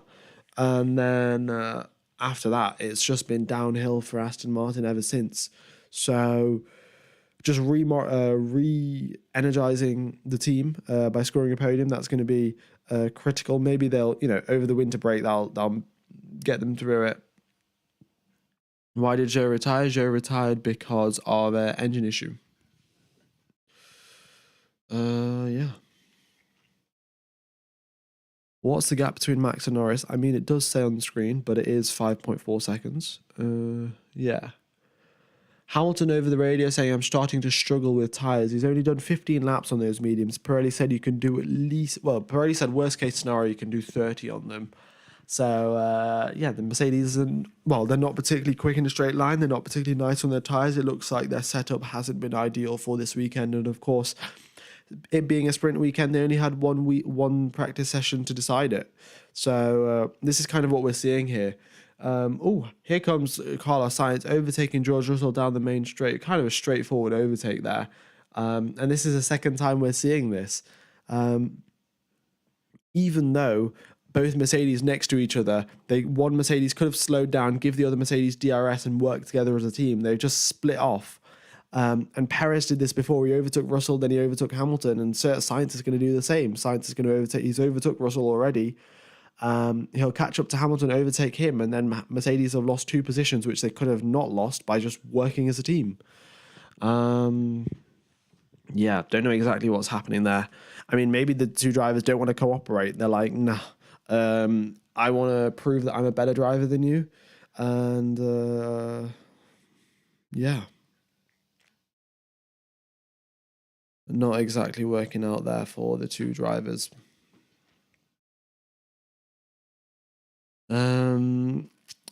And here is Sergio Perez now 1.2 seconds behind Fernando Alonso. It is getting closer and closer. I'm sure the Aston Martin team over the radio is going to be like, right, you got to pick up the pace, stay ahead of out of this gap here, because once Perez gets DRS, that is very close to game over, which is not what you want, of course.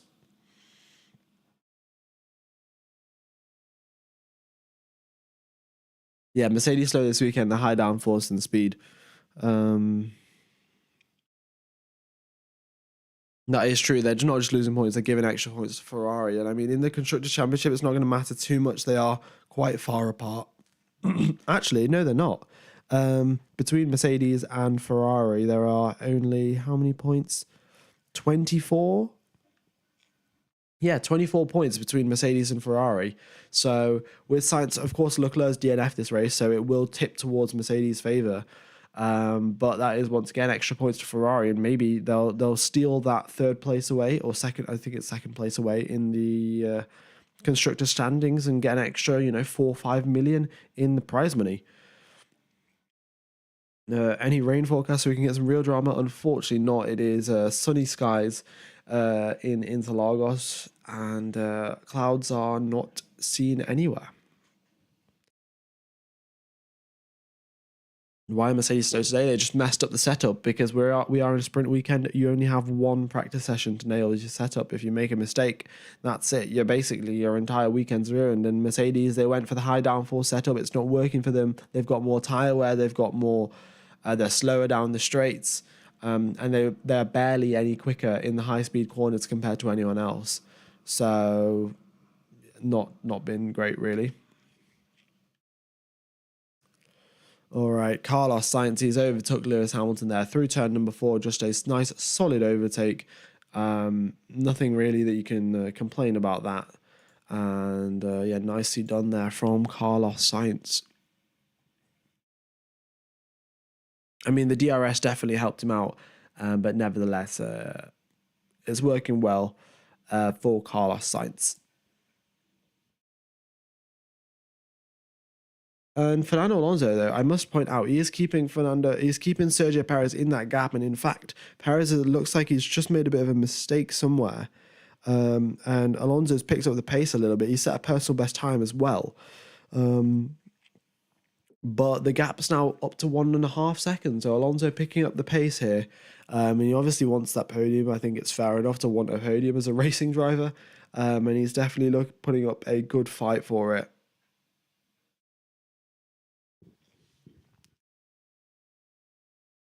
Right. Max 5 seconds up the road. He got the fastest lap of the race because he can.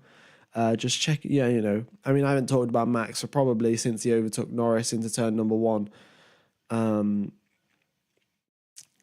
since then, it's just been happy days for Max Verstappen, just driving away into the lead. 5 seconds ahead of Norris, not much to compete about there. Perez is getting closer and closer. Well, he's trying to at least. But in the past couple of laps, Fernando Alonso is putting up a good fight.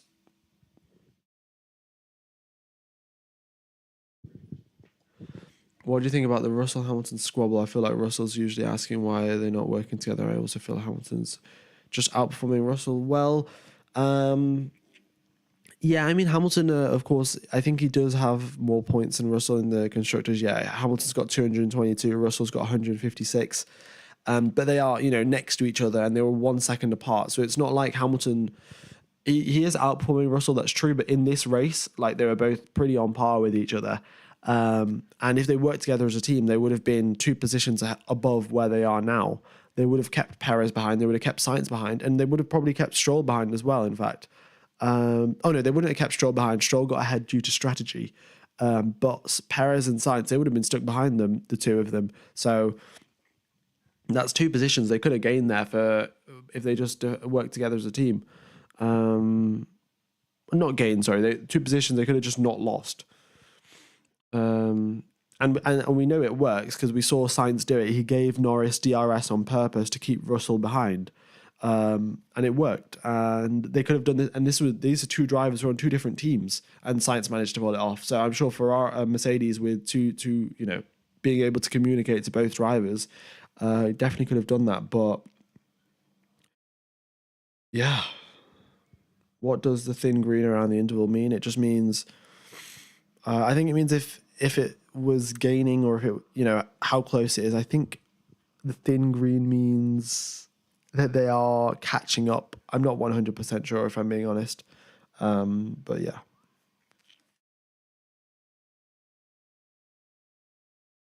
Two Merc customer teams outperforming Merc. Definitely.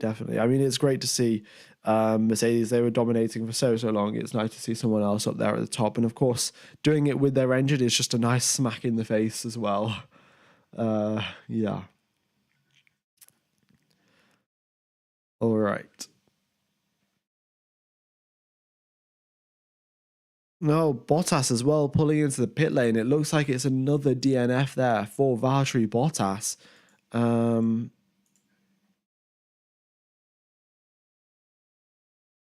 It looks like there's some sort of issue here, and they are getting, another issue for Alfa Romeo. Double DNF. That is 3 Ferrari engine issues over the course of 1 race. Yeah, not looking good whatsoever.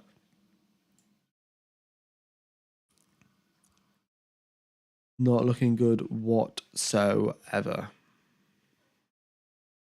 Is science on a ticking time bomb? Well, I don't know. We'll have to wait and see, really. I think it's obviously got something to do with the past couple of races. They've been very, very hot. Of course, Qatar, very hot. Mexico, it was hot and there wasn't much air. And a combination of races that put a lot of strain on the engine. Maybe it's just been a little bit too much, and the engines have gone past their limit. But maybe that's isolated just Alfa Romeo. Maybe they were pushing them too hard. That might not happen, because the issue between the Alfa Romeos and the issue between the Ferrari, they're 2 different issues. Of course, Leclerc had a hydraulic failure. We don't know what Alfa Romeo had, but they had some sort of engine issue. So maybe it depends on the Alfa Romeo run plan, and that's why it's gone badly. Who do you think will get a second between Ferrari and Mercedes? I think I'd have to go with probably Mercedes. They've just been a little bit more consistent. So I'd say in the next 2 races, where we have Vegas and Abu Dhabi, where there are 3 practice sessions, Mercedes will nail their setup and just be faster than the Ferraris outright. Yeah. Also, guys, if you do want to have a message directly addressed to me, you can do at F1 Gamer, and it will show up orange. And then, I kind of see it a lot more than all of the different chat messages, because I know there's a lot of conversations between you guys as well. So if there's one directed a question at me, then just use at F1 Gamer, and then I'll be sure to answer it. Okie dokie. Also, guys, be sure to hit the like button. We're getting pretty close to our like target now. And if you are enjoying the coverage, then I'll be streaming for the Vegas Grand Prix and the Abu Dhabi Grand Prix as well. The Lord himself, Sergeant, could launch Operation to get a point. Right. And get a point. He's in P11. Well, he is in P11, but he is 10.5 seconds behind Yuki Tsunoda. So it's going to be a big task to catch up to him. And he's only in P11 because there have been 5 DNFs. So there we go. Mate, how can you say Merc would have kept Sainz behind? He's now 3 seconds ahead. They would have kept him behind because of DRS. Because Russell didn't have any DRS when Sainz overtook him. If Russell did, they would have just formed a DRS train, and Sainz would have been able to get past. So, and look at this. Once again, Gasly has overtaken George Russell. I mean, you don't expect the Alpine to be faster than the Mercs, but here he is. Gasly's overtaken Russell. Russell looking to re-overtake him, but there's nothing he can do. Yeah. if Mercedes is to get rid of someone because Russell and Hamilton. I mean, Russell and Hamilton partnership it is working. It's just not the most cohesive, best teamwork thing you're ever going to see. But they're definitely both good drivers, and they're not against each other. Are you going to stream all the races next year? Well, I'll try to. Of course, if there's some races I have to miss because of exams or anything like that, then yeah. But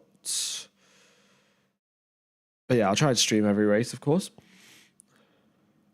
Ferrari car is better than the Merc. It's just a bad engine that has behind them.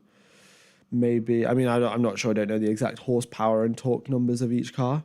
What's Sainz strat with the second pit stop? The second pit stop, I suspect Sainz will probably go on.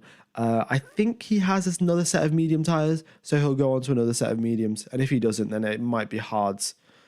Yeah.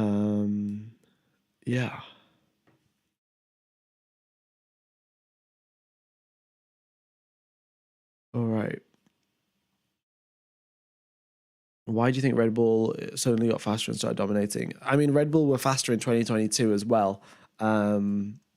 So why are they dominating? I think their upgrades are just all in the correct direction. We've had a couple of teams where they've brought upgrades. They haven't done what they expected them to do. They haven't performed.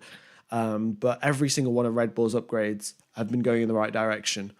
Yeah. All right.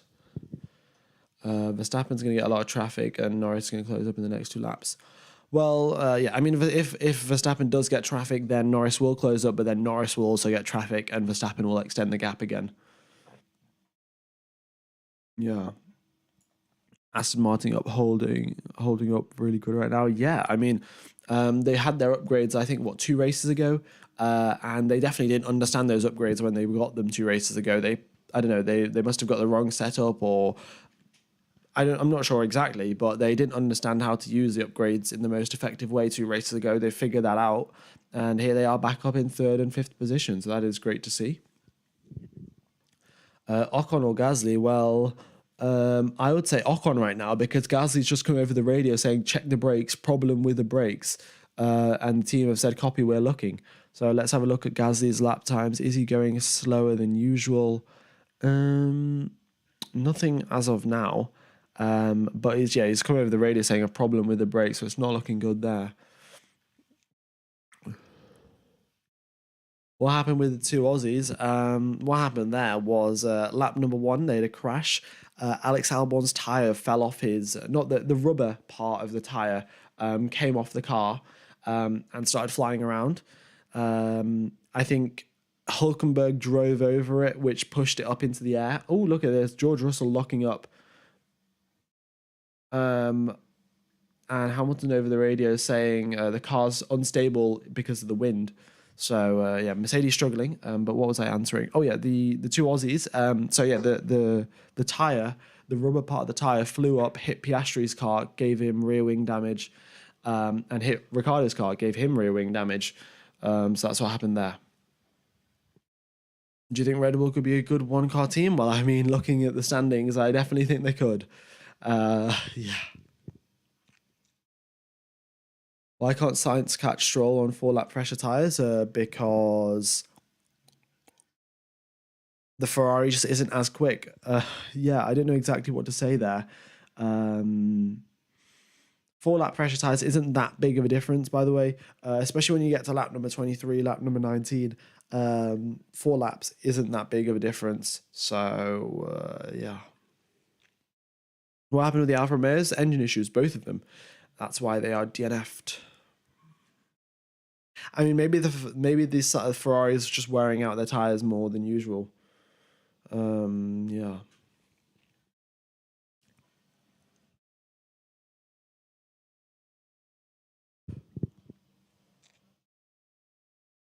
Oh, Hamilton. They've just come over the radio to Hamilton saying, right, it's time to use the tires, time to push. Oh, we've got one of the Red Bulls into the pits. We've got Sergio Perez into the pit lane. And it looks like he's going to try and do some sort of undercut strategy here on on Fernando Alonso. So he comes into the pits on a set of soft tires for him, set of softs. Hamilton into the pits now. What tires does he come out on? He comes out on another set of softs. Okie dokes. So we have 25 laps left in this race. The sprint race yesterday, 24 laps, and most drivers finished it on a set of softs. So this is when we're seeing all the pit stops now. We'll see a couple more drivers come in, put on a set of soft tires, and go to the end of this race. I would have thought they would have went for the hards, but obviously the hards, some of them must have used the hards in practice, realised they're not particularly quick, and then just used the mediums and the softs throughout the entire weekend. All right. But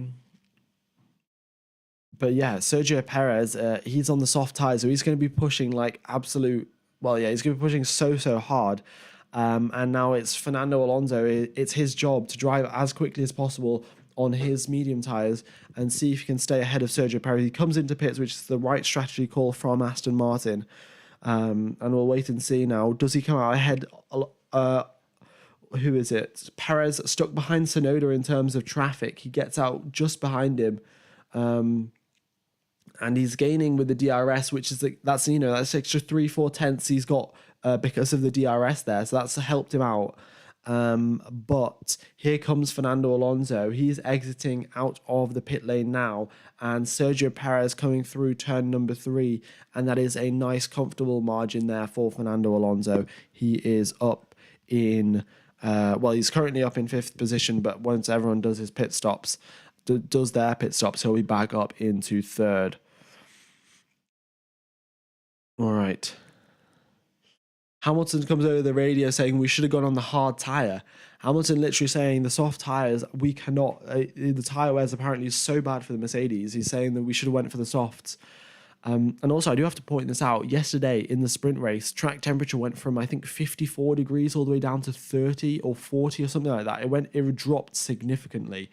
And I think that's the main reason why the soft tyres could actually make it to the end. Today we've been at 46 degrees for the majority of the race here. So the soft tyres not going to have the best day out. At least for Alonso and Perez, their tyres will be of equal age. In fact, Perez comes out on a used set of tyres. Perez didn't have any fresh set of softs. So he comes out on a used set to do that. So yeah, four lap tyre difference there between the soft tyres, and it looks like Alonso should make it to the end of the race ahead of Perez, no problem. What do you think? Will Perez retain a seat at Red Bull? Well, I think Perez had a little bit of a reset and he's been able to recover. He'll get a 4th position today if it continues as it is. And yeah, I think he should be fine continuing at Red Bull. Yeah. What was I gonna? And it is Celsius, yeah. So 46 degrees Celsius. Yeah, I probably should say that. In fact, considering we do have a worldwide audience. Honestly, the way you say "but" is already iconic for me. Cool. I don't know.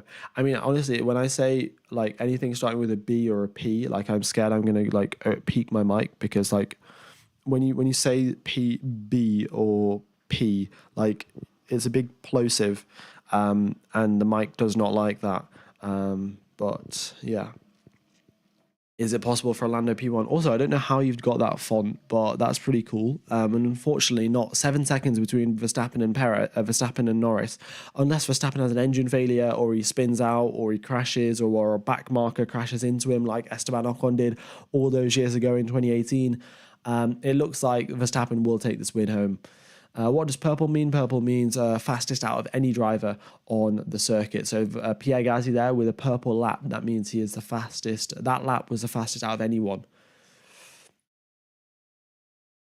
Do you think the future of F1 is going to switch fuel types? Honestly, I don't agree with the whole thing of going electric. I definitely think they should switch to biofuels, because there are some things that, that aren't going to work in electric. Like, I don't know what the viability of electric planes are, but I know a big part of how planes have such long ranges is because as they use fuel, the plane gets lighter and they can fly longer distances. But with an electric battery, the battery weight is always the same. And I mean, there's a whole lot of other factors. So I think if they use biofuels and brought back the V12s and stuff like that, like sustainable fuels with V12s, I am all for that. That's why, I think they should switch to like biofuels or like some sustainable fuel or something like that. because Formula One does inspire a whole lot of development and research, because these hybrid cars that we currently have now on the road, quite a lot of the development has been paid for by F1. And then that's why we can see, and that's why we have so much development in the hybrid space. And Formula E, of course, they're developing electric stuff. So I think you should let Formula E do the electric stuff, and then we'll let Formula One continue on biofuels. And you could get a V12 on biofuels. Honestly, that would be brilliant. Get the RPMs back up to like 17,000, and that would be fantastic to hear. I noticed you didn't use EF for a long while. Well, that's improvements and improvements. We'll have to wait and see. Try a spit guard on your mic, that should stop it peaking. A pop filter. Yeah, I do have like an inbuilt one, but I should probably get like an actual one. I just don't want to reduce the volume on my mic too much, because I'm already boosting it a little bit, so you guys can hear this. And yeah, I mean, the V8s, V12s, anything would be better than these V6s. Let's be real. And especially just get more higher RPMs as well. That makes them sound so much better. What is the green circle around the gaps? I think that just means they're gaining. I'm not 100% sure. I should probably find that out. I probably will for the next race. But yeah, as of now, I just think it means that they're gaining on the driver ahead of them.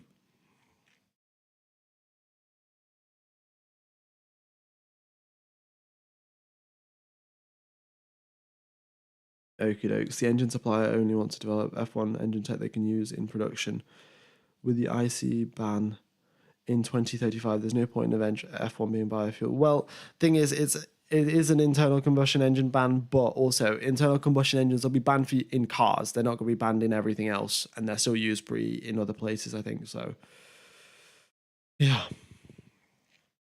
What happened with Magnussen and Albon? Well, okay, lap number 1, Magnussen on the left, Nico Hulkenberg in the middle, Alonso on the Albon on the right. Just have a nice little sandwich there, and Albon crashes into Albon touches Hulkenberg, which sends him into a spin, and then Magnussen also gets involved in that spin, and they have a nice little crash. Yeah. It is a 4.3 second stop there for Lance Stroll, and he is going to be racing Lewis Hamilton out of the pit lane here. This is going to define if Stroll can get that 5th position spot, or is Hamilton going to get it? Hamilton, well, he's way far behind. Piastri, wait, he was ahead of Stroll. Okay, Piastri has unlapped himself against Stroll, and Stroll ahead of Sainz there. So a nice job there. Even though they had a bit of a slow pit stop, Stroll comfortably ahead of the other drivers. Nicely done. And he does also re-overtake Oscar Piastri. All right, look at this. Max Verstappen in the lead of this race. He's catching up into George Russell. Max Verstappen, who's currently in 1st place, is going to lap George Russell, who's in 10th place. That is how big of a gap we've got between 1st and 10th. Perez is still catching up. Oh, yes, he is. I totally forgot about that. But 1 second now between Alonso and Perez. And I mean, Alonso is going to defend like there is no tomorrow, because there isn't. There's 18 laps left, no more pit stops. And Perez with slightly older tyres, Alonso with slightly fresher ones. There's no driver ahead of him to help Alonso out. It's just pure racing now. Here is Sergio Perez versus Fernando Alonso. We've got 18 laps left of this race, and we're going to see what can happen here. No, the 399 is gaining on, it's showing something. Why is Hamilton slower than Gasly? I mean, honestly, I'm telling you guys, Mercedes messed up their setup this weekend. And then once again, they haven't worked as a team. Otherwise, they could have kept a couple of drivers behind them. Yeah. Will Tsunoda pit soon? Tsunoda will pit soon. He's done 27 laps on the mediums. So I suspect he's trying to extend out his stint as much as possible, and then push as hard as he can on the soft at the end of this race. I mean, maybe he could go to the end of the race. Pirelli said you could do how many tires? Pirelli said you could do 30 laps on mediums. So an extra 17 would be a bit of a tall order, but I'm sure if you drove slowly enough, you could. Oh, look at this. Esteban Ocon, fastest lap of the race there. Very quick lap indeed. He's just come out on soft tyres and looking to push very, very hard. Perez as well gaining on Alonso, but the gap's still 9/10 of a second, even with DRS there. Perez not gaining that much against Fernando Alonso. Good to see. Alonso still got the pace here. And we've got 17 laps remaining with Sergio Perez chasing down Fernando Alonso. All right. I'm going to have a quick drink of water and I'll be back in a second.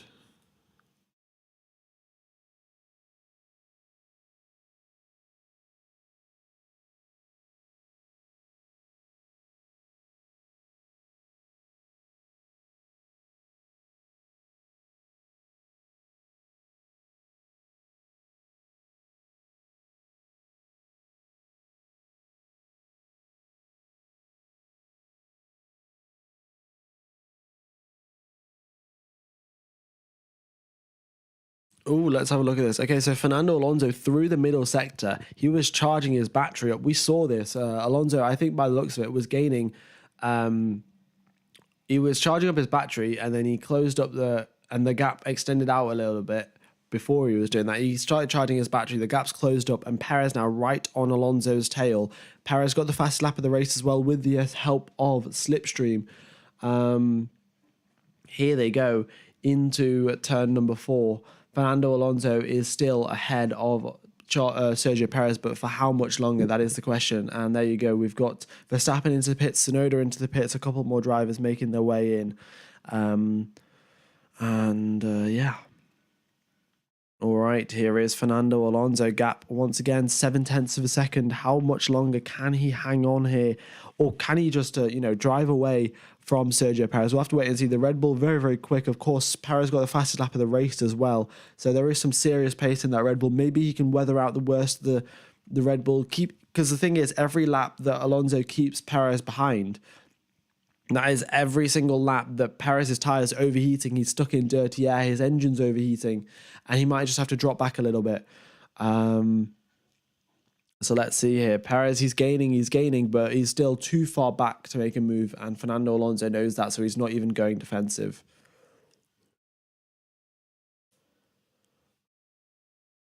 Right. What happened with Carlos?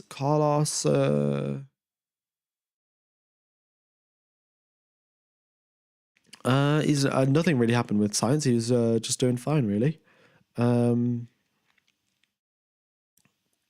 Yeah.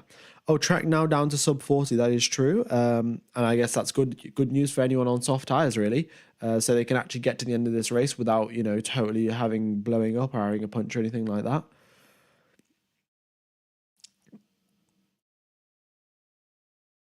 Yeah, Norris in the lead of this race, but of course Norris still yet to pit. Yeah.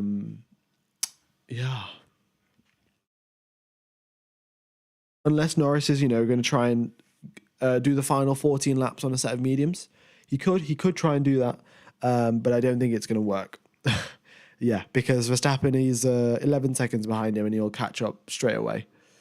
Also, guys, let me know who you think is driver of the day. Who would I vote for driver of the day? Tsunoda overtakes Russell. Wow. That is nicely done there from Yuki Tsunoda. Is Russell going slowly or is Tsunoda just that much quicker? Oh, Russell's going slowly. Russell is going slowly. Let's see what's happening here.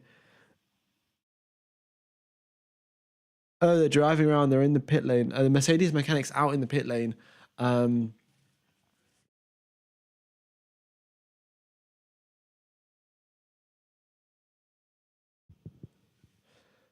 Right, okay, so Russell was told over the radio he needs to lift and coast for the temperatures. So they've been struggling with temperature issues as well. And they have now just pulled into the pits. There we go. So that is George Russell retiring, an F in the chat there for George Russell. Yeah, maybe Hamilton will suffer the same fate. We'll have to wait and see. But of course, they're in the same car, the same setups. I mean, they'll have the same cooling package at least. They won't have the same setups, but cooling package will be the same. So we'll keep an eye out on that. All right.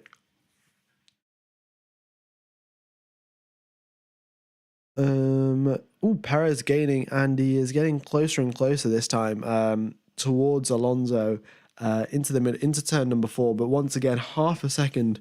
He gains, but only up to that half a second point, and then after that, there's nothing he can really do. He hasn't got the pace there.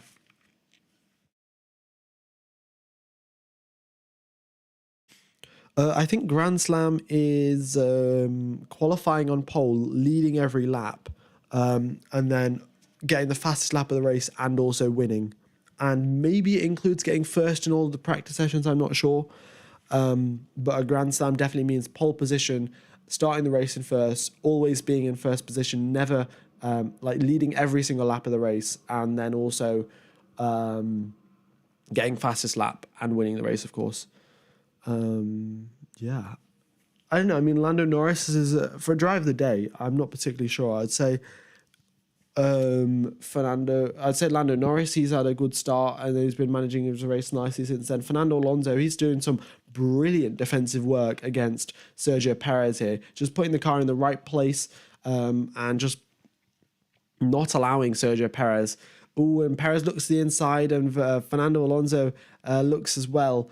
Trying to get defensive there, but they both stay on the racing line. And maybe Perez will be over the radio saying Alonso's moving under braking.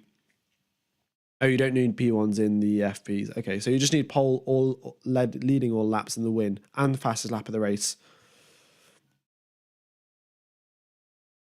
What's the gap between Sargent and Ocon? It is 8 seconds. It's up on the screen. Yeah.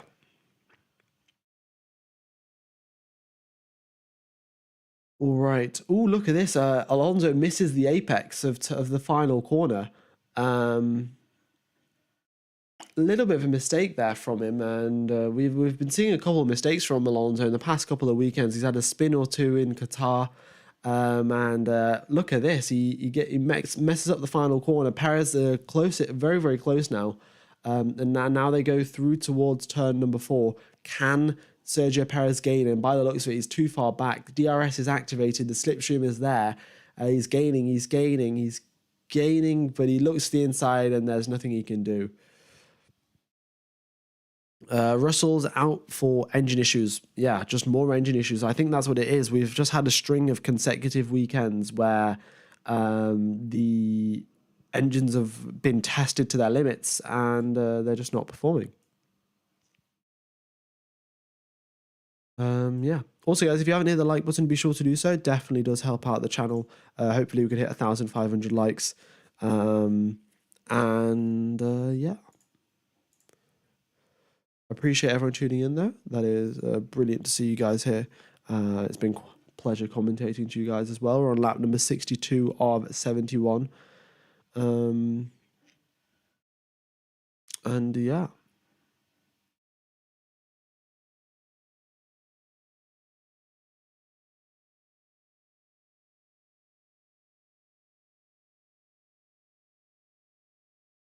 All right, Fernando Alonso. I mean, he's just placing his car in the correct place at the correct time, and there is nothing that Sergio Perez can do. He's just driving defensively like an absolute expert.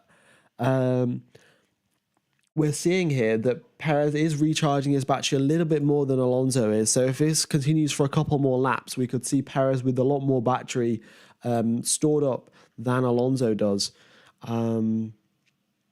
And that, of course, will lead to him making an overtake, but we'll wait and see exactly how that works out. Now we've got 5,000 people. Thank you, everyone, for hitting the like button as well. Yeah.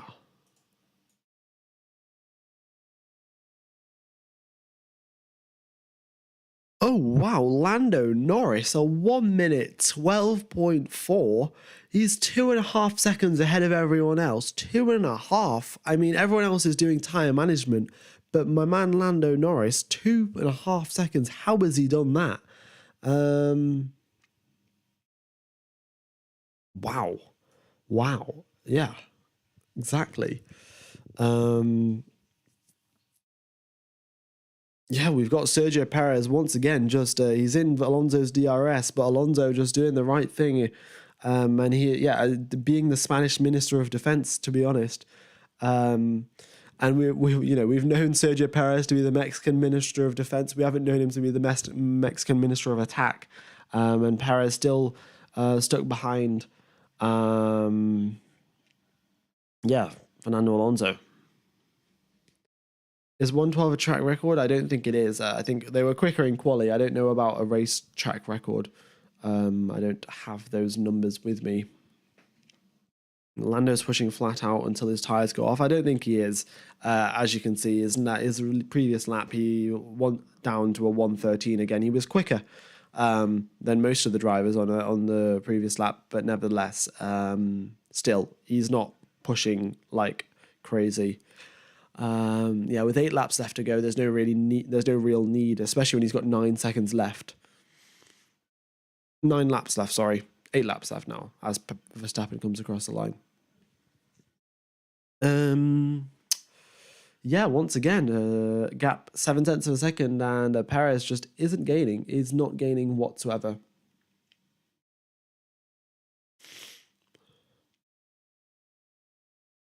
Please say okie dokes. Well, there you go. I've just said okie dokes.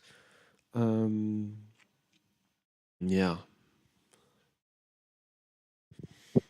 Okie doke. Yeah, okie dokes. Well, that time I said it unintentionally. But we're 51 likes away from the like target, and how many subscribers away? 176 subscribers away from the subscriber target. So if you guys aren't subscribed, then go ahead and do so. Definitely helps out the channel. Interlagos track record. Well, thank you for the stats there. Orfen, 1989. Interlagos track record of 1:10.4. Valtteri Bottas in the Merc. So still 4 seconds off the track record. And to be honest, these cars are slower than the 2018 cars, I think. They're definitely slower than the 2021 cars. I don't know about 2018. But you've got to potentially get a bit of DRS as well on your side if you're going to do that.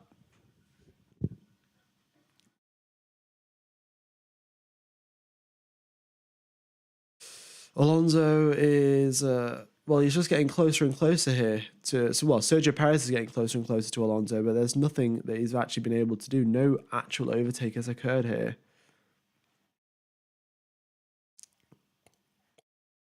Lando Norris has got 24% of the vote for driver of the day. We've got Perez with 18% and Alonso with 14%.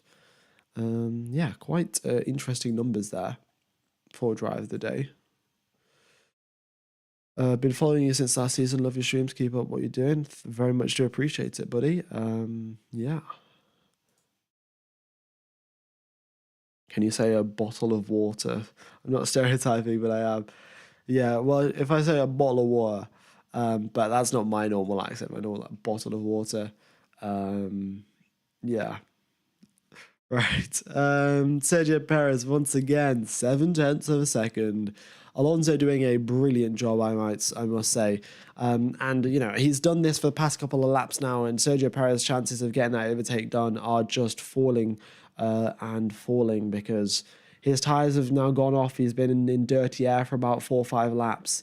His battery is going to be down on charge as well. So there we go. Are you from the area of Russell? You sound like him. No, I'm not. I don't exactly know where Russell's from, but I don't think so. Yeah.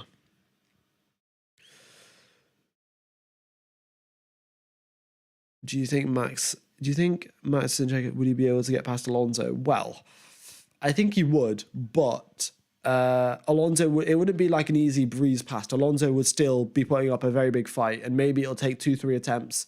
But I think Verstappen would have got past. Yeah. All right. Checo's in it at DRS that lap. Yeah, I mean, here he is down the straight again, and it's 4/10 at the end of the straight. It's 7/10 at the start, 4/10 at the end, but it's not enough to get an overtake. I love you, man. Well, appreciate it, buddy. FM Jerry. Why aren't they sticking with the 2021 cars? Is it due to regulations? Yeah, they aren't sticking with the 2021 cars because, well, they're meant to change the rules every 7 years to spice it up, keep it new, up-to-date, cutting edge, and that's why. Oh, we've hit 1.5k likes. Well, that's brilliant, guys. I very much do appreciate it. I'm not going to increase it. We've got, 5 laps left. Let's just keep it the way it is. But very much do appreciate all of the likes that we have got on the stream, and I'm glad you guys are enjoying.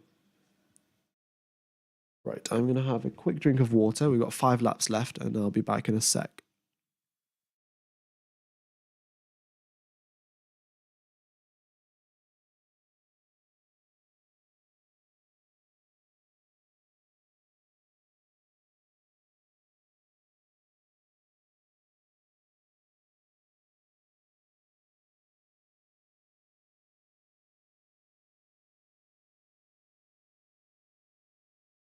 Right, so what was I going to say?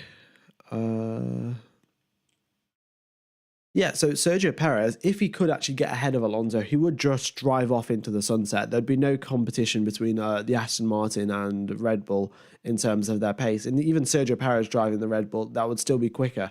But he can't get that overtake done. That's the problem. So Sergio Perez just stuck there in 4th position, not getting onto that podium, and Alonso could actually score a podium here. Obviously started off very, very well in the season, but now, not doing as well. Also, guys, we're on lap number 69 of 71. If we could get a nice in the chat, that would be fantastic. 69 out of 71. That is very nice indeed.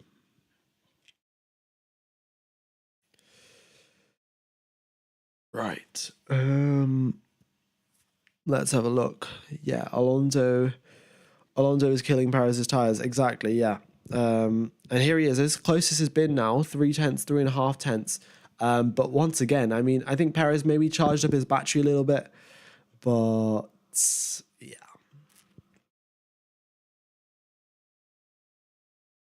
Science is over the radio saying, I've got no downshifts. The left paddle is not responding.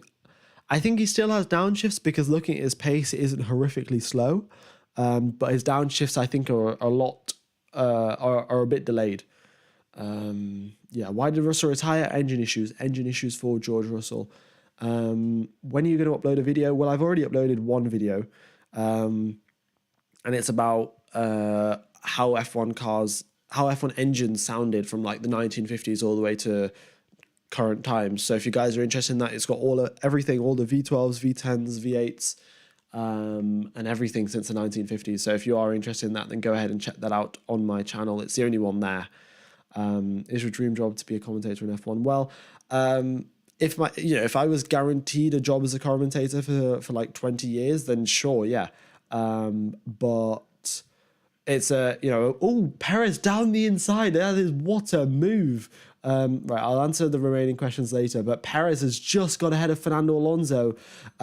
It's been, 10 laps that Perez has been behind him, and finally gets ahead. Alonso, though, fighting back immediately. He goes to the outside, and can he get that overtake done? No, he cannot. He is now behind Sergio Perez after turn number 4. He is right on his tail, though. Let's see what can Alonso do on the next lap. Is he going to make is he going to go for a surprise move into one of these hairpins? Perez even going defensive here. He knows what Alonso's like. He knows Alonso's going to send one any chance he gets.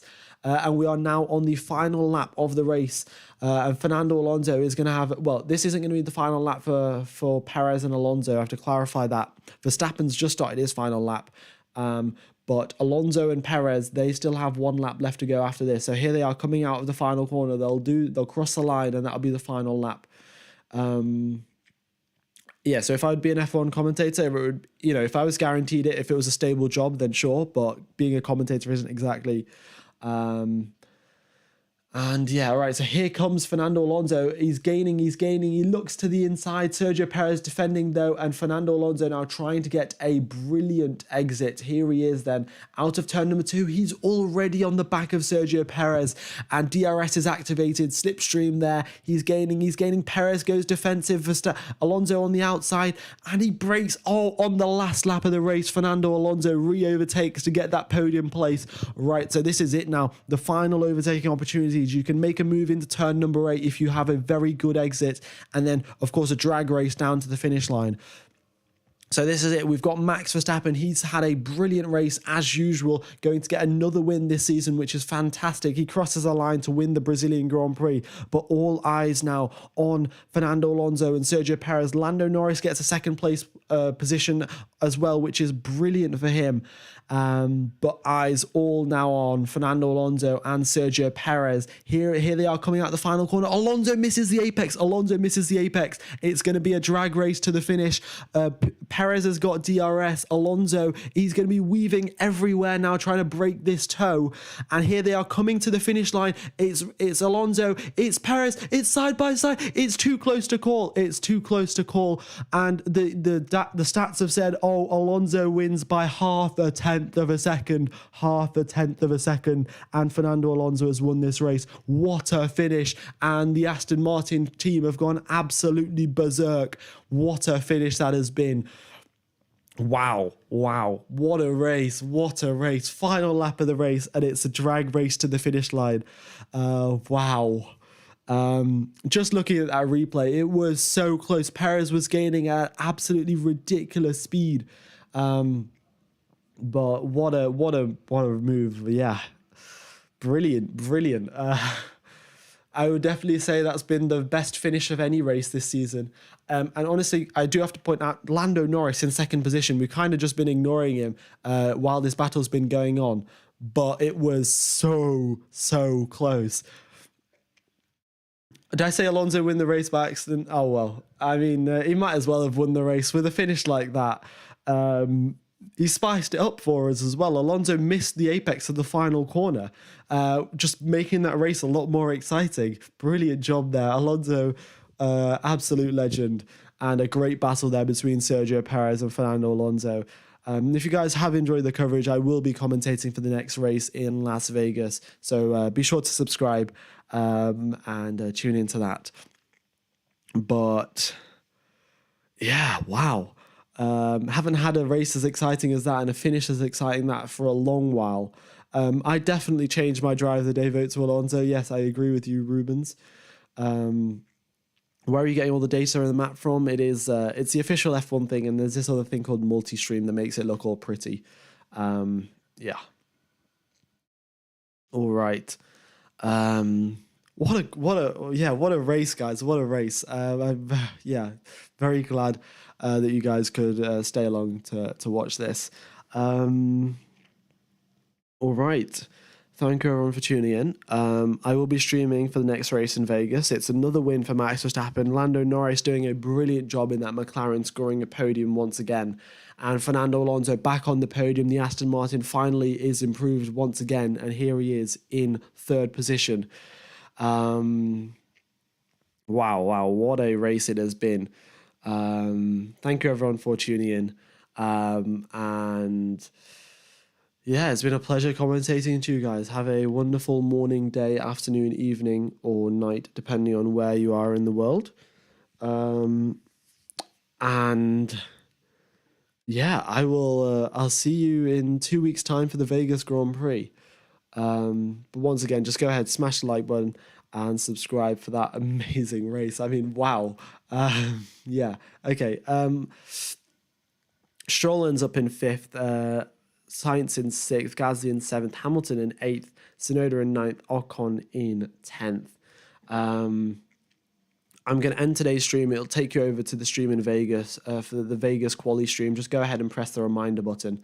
But wow, absolutely fantastic. And Fernando Alonso hugging all of his mechanics, as you would expect. after the great Grand Prix that he's just had. All right, see you guys later. It has been a pleasure commentating to you guys, and I'll see you in 2 weeks. Cheers, fellas.